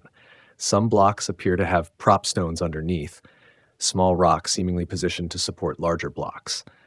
Doesn't this suggest human placement? Geological analysis offers an alternative. As beach rock erodes, uneven weathering creates voids beneath certain sections. Loose material naturally accumulates in these spaces, creating the appearance of intentional propping. No engineering required. The regularity of the block sizes also draws attention. Why would natural fracturing produce such consistent dimensions? The answer lies in how beach rock cracks. Fracture mechanics in brittle materials follow predictable patterns based on the material's internal structure. When stress exceeds strength, cracks propagate. In a homogeneous layer of cemented sediment, these cracks tend to space themselves relatively evenly. The result looks regular because the underlying process is regular, not because intelligence guided it. Other formations worldwide exhibit similar patterns. The tessellated pavement in Tasmania shows near-perfect rectangular blocks formed entirely through natural weathering. The jointed columns of Fingal's Cave in Scotland look architectural. Human perception evolved to detect patterns and agency. We see faces in clouds, conspiracies in coincidence. A linear arrangement of rocks underwater naturally triggers our pattern recognition, even when no pattern exists beyond geology. Alternative researchers have proposed that the Bimini Road represents a harbor wall or pier from a maritime culture predating known Caribbean civilizations. This hypothesis requires substantial assumptions. First, that a culture with stoneworking capabilities existed in the Bahamas thousands of years before the Lucayan people arrived. Second, that no other artifacts from this culture have been discovered. Third, that this single structure survived when nothing else did. Archaeological surveys of the surrounding area have found no pottery, no tools, knolls, no hearths, no refuse heaps. Maritime cultures leave traces. Harbors require associated settlements. Fishermen discard shells. Boats need maintenance. Communities generate waste. The seafloor around Bimini shows none of these indicators. The road stands alone, unsupported by any archaeological context. The depth of the formation also poses problems for the artificial hypothesis. At approximately 6 meters below current sea level, the Bimini Road would have been at or near the waterline roughly 3,000 years ago. If constructed then, it would match the beach rock dating. But 3,000 years ago, the Bahamas were uninhabited by cultures capable of maritime engineering on this scale. The Lucayan people arrived around 800 CE, well after the formation was already submerged. Could an earlier culture have built it during a period of lower sea level? Possible, but this pushes the timeline back to the late Pleistocene, when sea levels were significantly lower. This requires positing a sophisticated culture in the Bahamas more than 10,000 years ago for which zero supporting evidence exists. It's an extraordinary claim demanding extraordinary evidence. Beach rock requires no such leaps. The psychic archaeology angle adds another layer. Edgar Cayce's prediction, made decades before Valentine's dive, seems eerily accurate. How did Cayce know? Believers point to this as validation of both the psychic's abilities and the structure's significance. Skeptics note that Cayce made thousands of predictions, most unfulfilled. The ones that seem to hit become famous. The misses are forgotten. This is selection bias in action. Bimini itself has geological interest beyond the road. The islands sit atop carbonate platforms, environments that preserve unusual formations. Underwater caves, sinkholes, and ancient coastlines mark the landscape. The area is geologically active in terms of sedimentation and erosion. Finding peculiar rock formations here isn't surprising, it's expected. The Bimini Road endures as a cultural phenomenon precisely because it occupies an ambiguous space. It looks artificial enough to fuel speculation, but lacks definitive proof of human construction. For those predisposed to believe in lost civilizations, it offers tangible evidence, a place to visit and see. For mainstream science, it's a solved mystery, explained by well-understood geological processes. What Bimini represents is the challenge of underwater archaeology. Formations that might take minutes to identify on land become contentious underwater. Visibility is limited. Access requires equipment and training. Natural and artificial features can appear similar when covered in marine growth and sediment. The medium itself creates ambiguity. Yet this ambiguity cuts both ways. If beach rock can fool observers into seeing roads, what else might we be missing? Genuine archaeological sites underwater face the same challenges of identification. The difference is context. Real human structures exist within a matrix of associated features. Isolated formations without supporting evidence remain geology until proven otherwise. The Bimini Road offers a lesson in methodology. Extraordinary claims require rigorous investigation, not just observation. Core sampling, dating, microscopic analysis, these tools distinguish natural from artificial. Visual assessment alone, especially underwater, proves insufficient. Science demands reproducibility, peer review, and context. Bimini isn't Atlantis, it's limestone, doing what limestone does when exposed to water, sand, and time. But it serves a purpose in the cultural imagination, a reminder that the ocean floor holds mysteries, that much remains unexplored, and that our ancestors' world is partly drowned. The real mystery isn't whether the Bimini Road is artificial, it's why we need it to be. The genetic clock, tracing humanity's ancient migrations. Every human carries a library written in molecules. Your DNA contains roughly 3 billion base pairs, sequences of adenine, thymine, guanine, and cytosine that encode not just your physical form, but your ancestry. Within this code lies a record of every migration, every population movement, every mixing of peoples that led to you. Geneticists have learned to read this record, turning biology into history. The revolution began in the 1980s with mitochondrial DNA analysis. Unlike nuclear DNA, which shuffles with each generation through sexual reproduction, mitochondrial DNA passes almost unchanged from mother to child. Mutations accumulate at a predictable rate, roughly one change every 3,500 years per base pair. By comparing mitochondrial sequences across populations, researchers can trace maternal lineages back through time. In 1987, Rebecca Cann, Mark Stoneking, and Alan Wilson published a landmark study in Nature. They analyzed mitochondrial DNA from 147 people, representing diverse global populations. Their reconstruction traced all modern human mitochondrial lineages back to a single woman who lived in Africa roughly 200,000 years ago. The media dubbed her Mitochondrial Eve. The name is misleading. Mitochondrial Eve wasn't the only woman alive at that time. She was simply the most recent common matrilineal ancestor of all living humans. Every other maternal lineage from her era has gone extinct through the random loss of female-only lines. If a woman has only sons, her mitochondrial DNA disappears from the human gene pool. Over hundreds of thousands of years, most lineages vanish. One survives. Y chromosome analysis provides the patrilineal equivalent. The Y chromosome passes from father to son, accumulating mutations at a steady rate. By examining Y chromosome variation, geneticists trace paternal lineages. The most recent common ancestor of all living men's Y chromosomes, dubbed Y chromosomal Adam, lived approximately 200,000 to 300,000 years ago, also in Africa. Mitochondrial Eve and Y chromosomal Adam probably never met. They lived tens of thousands of years apart. Their existence as common ancestors is a statistical artifact of lineage survival, not a biblical origin story. What matters is the geographical conclusion. Modern humans originated in Africa. Our genetic diversity is greatest there, our lineage is deepest. Every human population outside Africa represents a subset that migrated outward. The timing of these migrations comes into sharp focus through genetic analysis. The oldest non-African lineages date to roughly 60,000 to 70,000 years ago. A small population, perhaps only a few thousand individuals, left Africa via the Horn, crossing into the Arabian Peninsula. Environmental reconstructions suggest this occurred during a period of relatively mild climate, when the normally arid crossing routes had vegetation and water sources. From this initial exodus, humans spread rapidly in evolutionary terms. By 50,000 years ago, populations had reached South Asia and Australia. The journey from Africa to Australia, roughly 13,000 kilometers, occurred in perhaps 20,000 years. This wasn't a deliberate expedition. It was drift, small groups moving into adjacent territory, generation by generation, following coastlines rich in marine resources. Genetic data from Aboriginal Australians and New Guineans shows they represent one of the earliest branches of the human family tree outside Africa. Their ancestors split from other Eurasian populations very early, then remained relatively isolated for tens of thousands of years.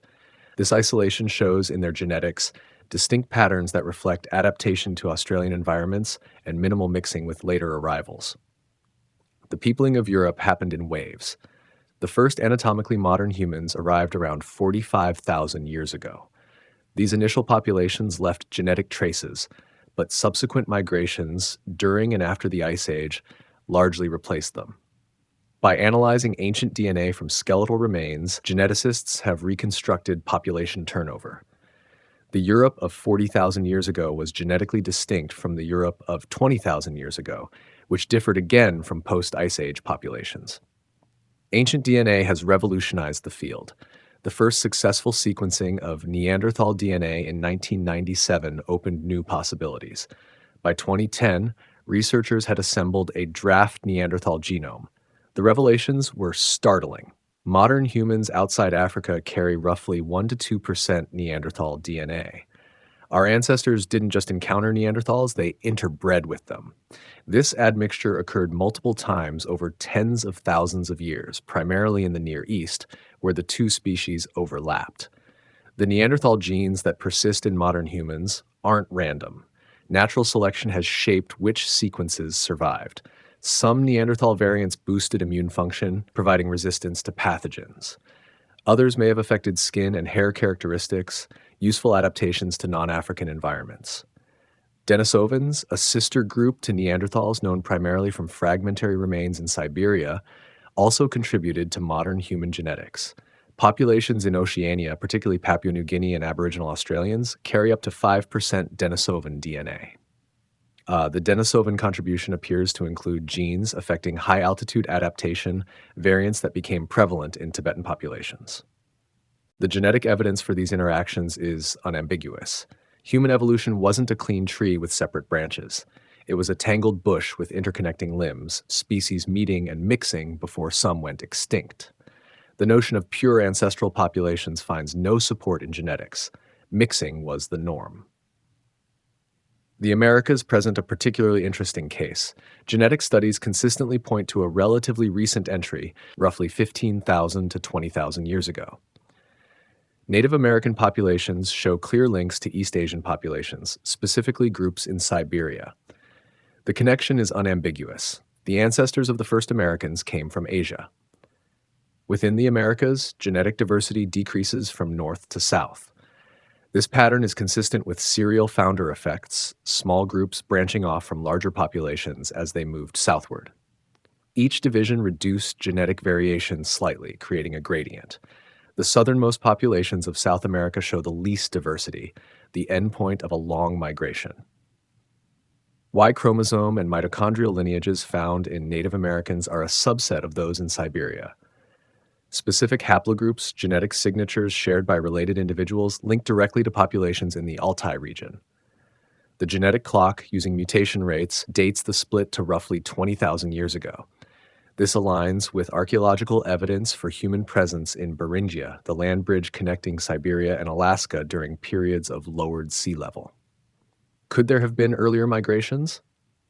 Some genetic studies suggest small ancient components in Amazonian populations that don't fit the standard model.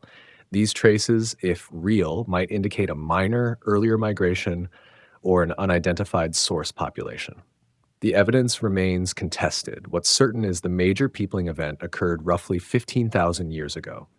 Crucially, genetic analysis finds no support for a separate, advanced civilization giving rise to diverse populations. If such a group existed and spread its genes widely, we'd see evidence in the genetic structure of descendant populations. We'd see unique lineages traceable to this source. We don't. Instead, we see branching patterns entirely consistent with gradual migration and population growth from Africa. The Pacific presents another genetic puzzle recently solved. Polynesians, spread across thousands of kilometers of ocean, show genetic links to two distinct sources: Southeast Asian populations and indigenous groups from near Oceania. This dual ancestry reflects the Lapita culture, a maritime people who moved eastward from near Oceania around 3,500 years ago, mixing with populations they encountered and colonizing previously uninhabited islands. Genetic analysis of Pacific populations reveals the routes taken. Samoa and Tonga were settled from the west. Hawaii, Easter Island, and New Zealand were settled later, part of a final expansion roughly 1,000 years ago. The genetic clock traces these movements with remarkable precision, matching linguistic and archaeological evidence.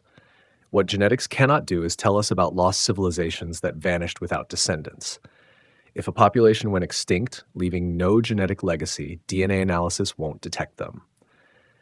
But extinction without trace is rare.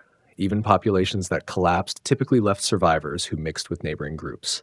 Genetic lineages persist even when cultures disappear.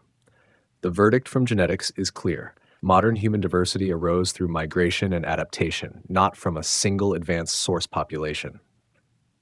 We are not the descendants of Atlantis. We are the descendants of persistent, adaptive people who walked out of Africa and filled the world, mixing with other human species along the way, diversifying through selection and drift, ultimately creating the genetic tapestry visible today. Every human genome is a palimpsest, layers of ancestry written over and rewritten. The genetic clock ticks steadily, marking migration, mixture, and time. It confirms what archaeology suggests. Our history is one of movement, of people pressing into new territories, of gradual innovation. There's no genetic signature of a lost golden age. There's only the signature of survival. The psychology of lost civilizations, why we need to believe. The appeal Atlantis isn't rational. No credible evidence supports its existence. Every investigation has ended in geological formations, misidentified ruins, or wishful interpretation. Yet the idea persists, flourishing in books, documentaries, and online forums. Millions believe that somewhere, beneath the waves or under Antarctic ice, a great civilization waits to be rediscovered. Why? Human psychology gravitates towards certain narratives. The lost golden age is one of the most powerful. Nearly every culture has a version. Eden before the fall, the age of Saturn, the dream time, Zep Tepi. These stories share a common structure. Once, things were better. Knowledge was greater. People lived in harmony. Then catastrophe struck, or humanity declined, and we lost that perfection. This narrative provides comfort. It suggests our struggles aren't our fault. We're not failing to achieve something new. We're failing to remember something old. The wisdom already exists. We just need to rediscover it. This framing removes the burden of innovation and replaces it with the simpler task of recovery. Psychologists term this the golden age fallacy, a cognitive bias that idealizes the past. Humans tend to remember positive aspects of earlier times while forgetting hardships. Applied to deep history, this bias becomes projection. We imagine ancient people as more connected to nature, more spiritual, more wise. Evidence of their violence, disease, and short lifespans gets minimized or ignored. Lost civilization theories often include an element of secret knowledge. Atlanteans supposedly possessed advanced technology or spiritual powers. This knowledge was either lost in the catastrophe or hidden, preserved by a select few. The appeal here is obvious. It creates an insider-outsider dynamic. Believers possess insight that mainstream academics lack. It's a form of intellectual rebellion, positioning the believer as enlightened against a blind establishment. This dynamic taps into legitimate frustrations. Academia can be insular, dismissive of outsider perspectives. The peer review process, while essential for quality control, can also enforce conformity. Genuine discoveries have been initially rejected by experts. Continental drift, now foundational to geology, was ridiculed when Alfred Wegener proposed it. Helicobacter pylori's role in ulcers was dismissed until Barry Marshall deliberately infected himself to prove it. These examples of scientific resistance get weaponized. If experts were wrong about continental drift, maybe they're wrong about Atlantis. The logic is flawed. The existence of past scientific errors doesn't validate current alternative claims. Each claim must stand on its own evidence. Skepticism of authority is healthy. Rejection of evidence-based methodology is not. The lost civilization narrative also addresses a deeper anxiety: the fragility of our own society. If advanced civilizations can vanish completely, leaving barely a trace, then ours could too. This realization is frightening. The response is to search for survivors, for warning signs, for lessons in the ruins. If we understand what destroyed them, maybe we can avoid the same fate. Climate catastrophe, nuclear war, pandemic, these modern fears find ancient echoes. Stories of Atlantis destroyed by earthquake and flood resonate with environmental anxiety. The idea that advanced technology led to downfall warns against our own technological hubris. The myth becomes a mirror reflecting contemporary concerns. Chronological snobbery plays a significant role. This term, coined by C.S. Lewis, describes the assumption that newer ideas are inherently better than older ones. In reverse, it creates the assumption that ancient people were primitive, incapable of sophisticated thought or engineering. When confronted with impressive ancient achievements, the pyramids, Stonehenge, Gobekli Tepe, we struggle to reconcile the supposed primitiveness with the actual accomplishment. Rather than revising our assumptions about ancient capability, some leap to external explanations. The builders must have had help from Atlanteans, from extraterrestrials, from giants. This says more about our prejudices than about ancient people. We've underestimated them, then invented fantastical explanations to preserve that underestimation. The reality is more impressive. Ancient humans were cognitively identical to us. They had the same brains, the same capacity for abstract thought, planning, and innovation. What they lacked was accumulated knowledge. Each generation had to rediscover what the previous one learned, limited by oral transmission and the loss of knowledge through death. When writing developed, knowledge accumulation accelerated dramatically. But writing doesn't require civilization to be advanced in our terms. It requires need, resources, and cultural continuity. Many sophisticated societies never developed writing, not because they were incapable, but because oral tradition met their needs. Lack of writing doesn't equal lack of intelligence. The appeal of hyperdiffusionism, the idea that all civilizations spread from a single source, relates to this same underestimation. It assumes independent invention is rare. If pyramids appear in Egypt and Mesoamerica, they must be connected, right? Wrong. Pyramids are structurally simple, stacked progressively smaller layers. They're the obvious solution to building tall structures with available materials. Independent invention is the rule, not the exception. Yet, hyperdiffusionism persists because it tells a satisfying story. A forgotten culture spread across the globe, teaching agriculture, astronomy, and architecture. We're all connected to this ancient source. The story creates unity through shared heritage. It's appealing precisely because it's simple. The truth, diverse populations independently developing similar solutions to common problems, is messier and less emotionally resonant. Social media has amplified these dynamics. Algorithms reward engagement, and alternative history generates passionate engagement. A video claiming mainstream archaeology is hiding evidence of Atlantis attracts views, shares, and heated debate. Nuanced discussions of beach rock formation patterns do not. The economic incentives of digital platforms favor sensationalism over accuracy. This creates information bubbles. People seeking content about lost civilizations get served more content about lost civilizations, creating the impression that these ideas are widely accepted. Contradictory evidence gets filtered out. The algorithm shows you what you want to see, reinforcing existing beliefs. Education plays a role as well. Many people receive little formal training in archaeology, geology, or historical methodology. Without that foundation, evaluating claims becomes difficult. The Bimini Road looks like a road if you don't understand beach rock formation. The Sphinx water erosion hypothesis sounds plausible if you're unfamiliar with how limestone weathers in desert climates. Mainstream archaeology bears some responsibility for this knowledge gap. The field has often been poor at public communication, allowing alternative narratives to fill the void. Academic papers sit behind paywalls. Museums focus on artifacts, not methodology. The process of how we know what we know rarely gets explained clearly. The need to believe in lost civilizations also reflects dissatisfaction with the modern world. Industrial society is alienating. We're disconnected from nature, from community, from meaning. The imagined past, a time of harmony and wisdom, becomes an idealized contrast. Atlantis wasn't real, but our longing for what it represents is. This psychological terrain is complex. Dismissing believers as gullible misses the point. The appeal of lost civilizations addresses genuine needs: the desire for meaning, the search for connection, the hope that our problems have ancient solutions. These are human needs, worthy of respect, even when the specific beliefs built on them are unfounded. The solution isn't ridicule, it's better storytelling. The true story of human development is extraordinary. We went from small bands of hunter-gatherers to moon-walking civilizations in less than 15,000 years. We independently invented agriculture at least 7 times. We developed hundreds of languages, thousands of cultures, countless innovations. We interbred with other human species, explored every environment on Earth, and created art, music, and philosophy. That story doesn't need embellishment. It doesn't need Atlantis. But it needs to be told well, accessibly, with the same emotional resonance that alternative histories provide. Because the truth is more interesting than the myth. It's just harder to see when you're looking for something else. The true legacy: rethinking civilization and human potential.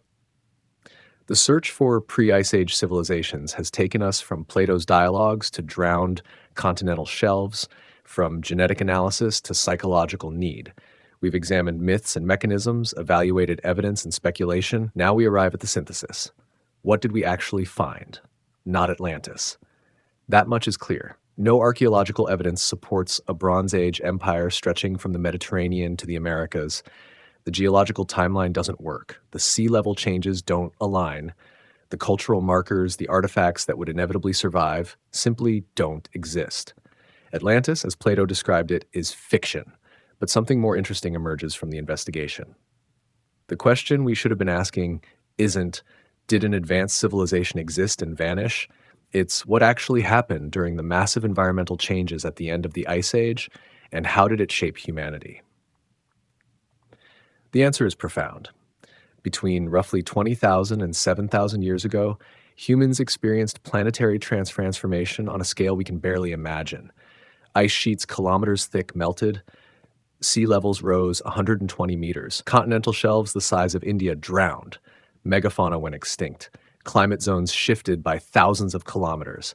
This wasn't background environment. This was catastrophic change on a multi-generational timescale. Human populations responded to this crisis with remarkable adaptability. They didn't just survive, they innovated. Agriculture emerged independently in at least 7 locations between 10,000 and 4,000 years ago. This wasn't coincidence. It was response to necessity. As wild game disappeared and traditional foraging grounds flooded, communities turned to cultivation. Gobekli Tepe stands as evidence of this transition's complexity.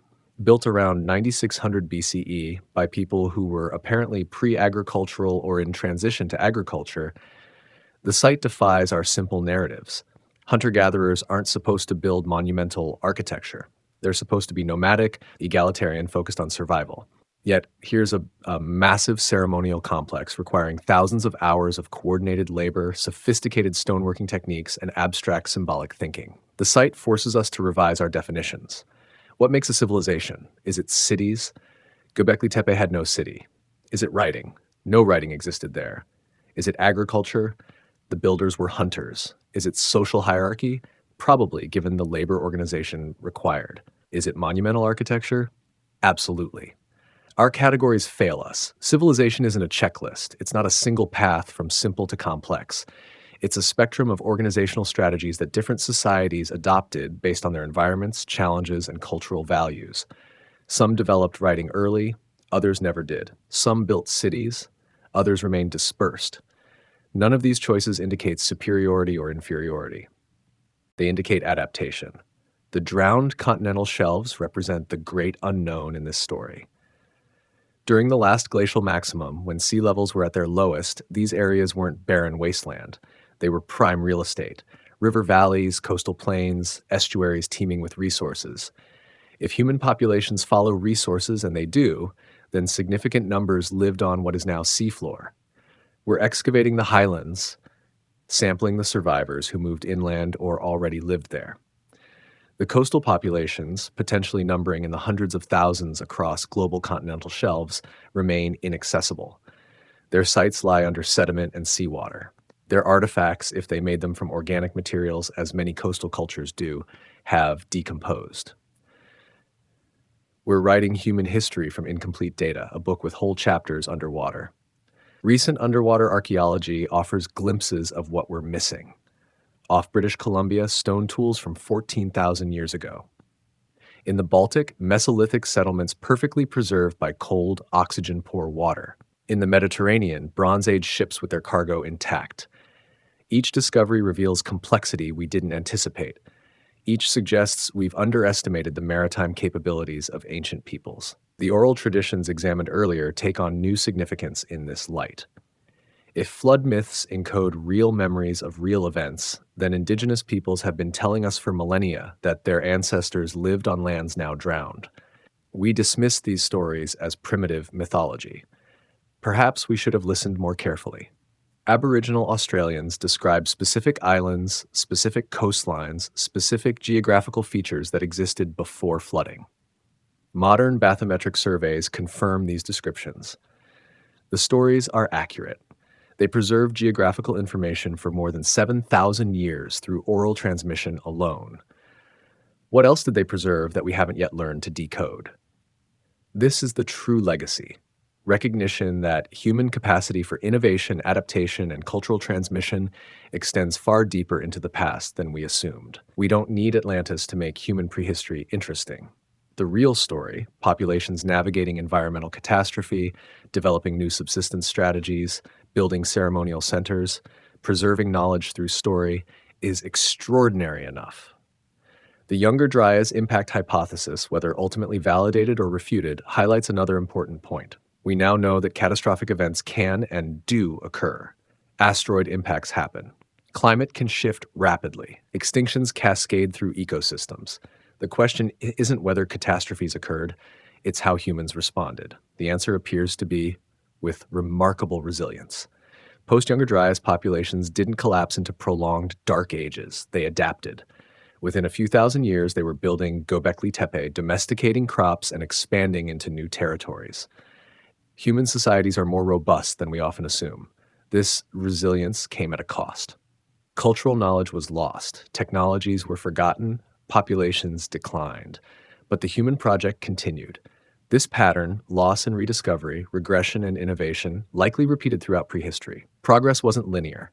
It was punctuated, cyclical, responsive to environmental pressures.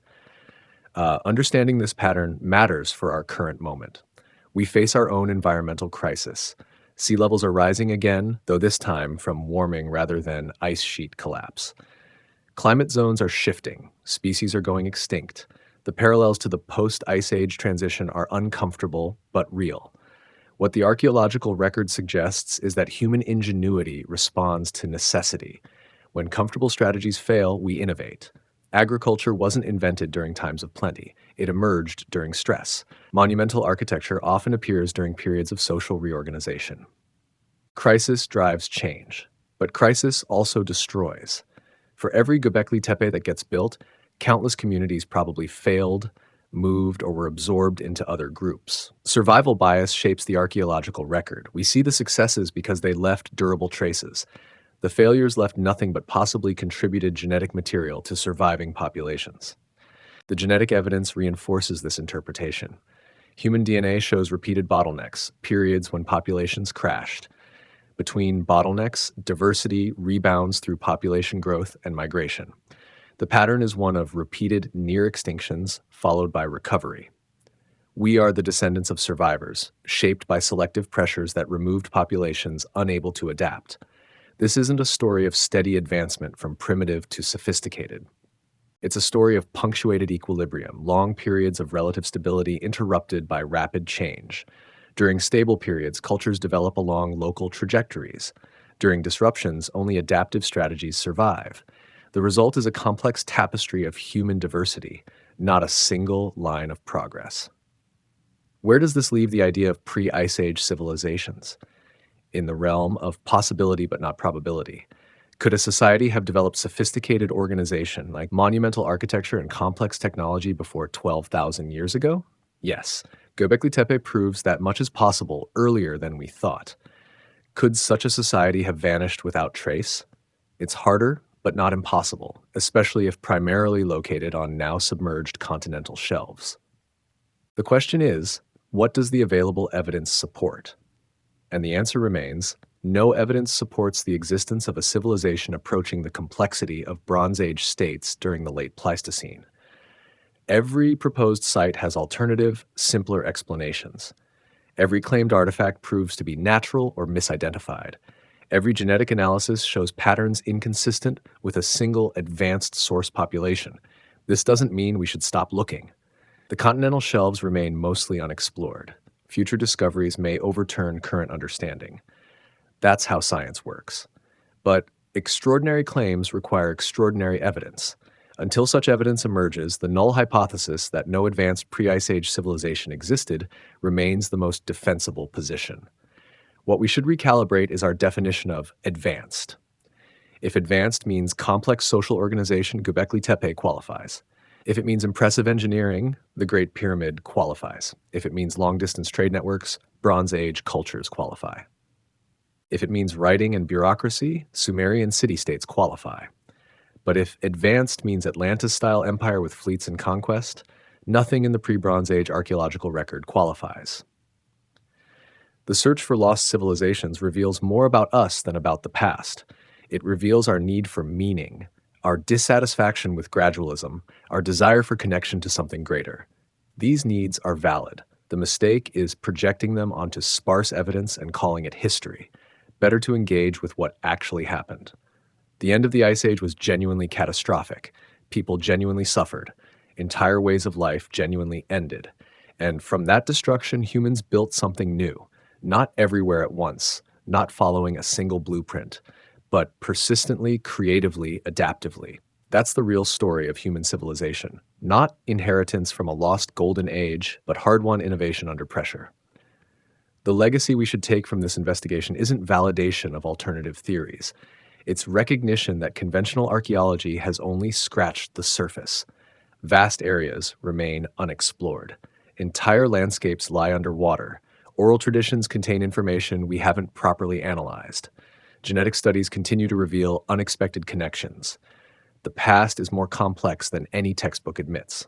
This complexity doesn't require Atlantis. It requires humility about what we don't know and rigor about what we claim to know.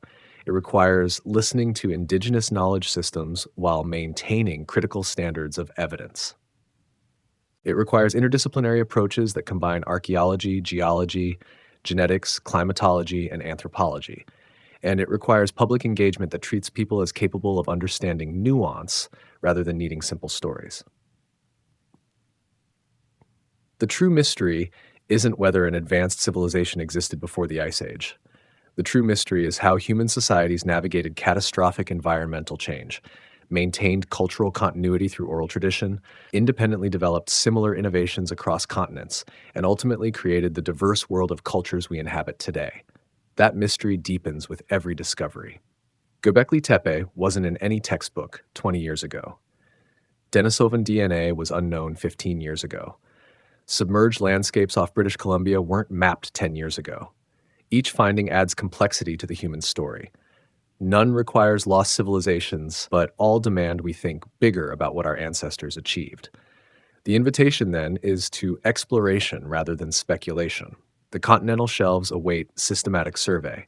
Thousands of archaeological sites remain unexcavated. Genetic studies of ancient DNA continue to reveal population movements we never suspected. Oral traditions contain encoded information we're only beginning to analyze systematically. The work ahead is enormous and genuinely exciting. We don't need Atlantis to make the past fascinating. We need better tools, more funding, interdisciplinary collaboration, and public support for long-term archaeological research. We need to train the next generation of researchers in both traditional methods and emerging technologies. And we need to communicate findings in ways that capture imagination without sacrificing accuracy. The search for pre-Ice Age civilizations ends not with discovery of Atlantis, but with recognition of what we've found. Evidence of human resilience, creativity, and adaptability stretching back tens of thousands of years. Evidence of societies more complex than we assumed. Evidence of knowledge transmitted through generations. Evidence of catastrophes survived and innovations born from necessity. This is our inheritance. Not lost wisdom from Atlantis, but the accumulated experience of countless generations who faced their own crises and found ways forward. Their solutions won't solve our problems. Our circumstances differ too much. But their example, persistence in the face of overwhelming change, remains instructive. They survived the end of the Ice Age. We carry their genes, their stories, and their legacy of adaptation. The question for us isn't whether advanced civilizations existed before the Ice Age. It's whether our own civilization can navigate the changes ahead with the same resilience our ancestors demonstrated. That's the true lesson from the deep past, not a blueprint for utopia lost, but a reminder of human capacity for survival under pressure. We descend from survivors. That inheritance matters more than any sunken city ever could.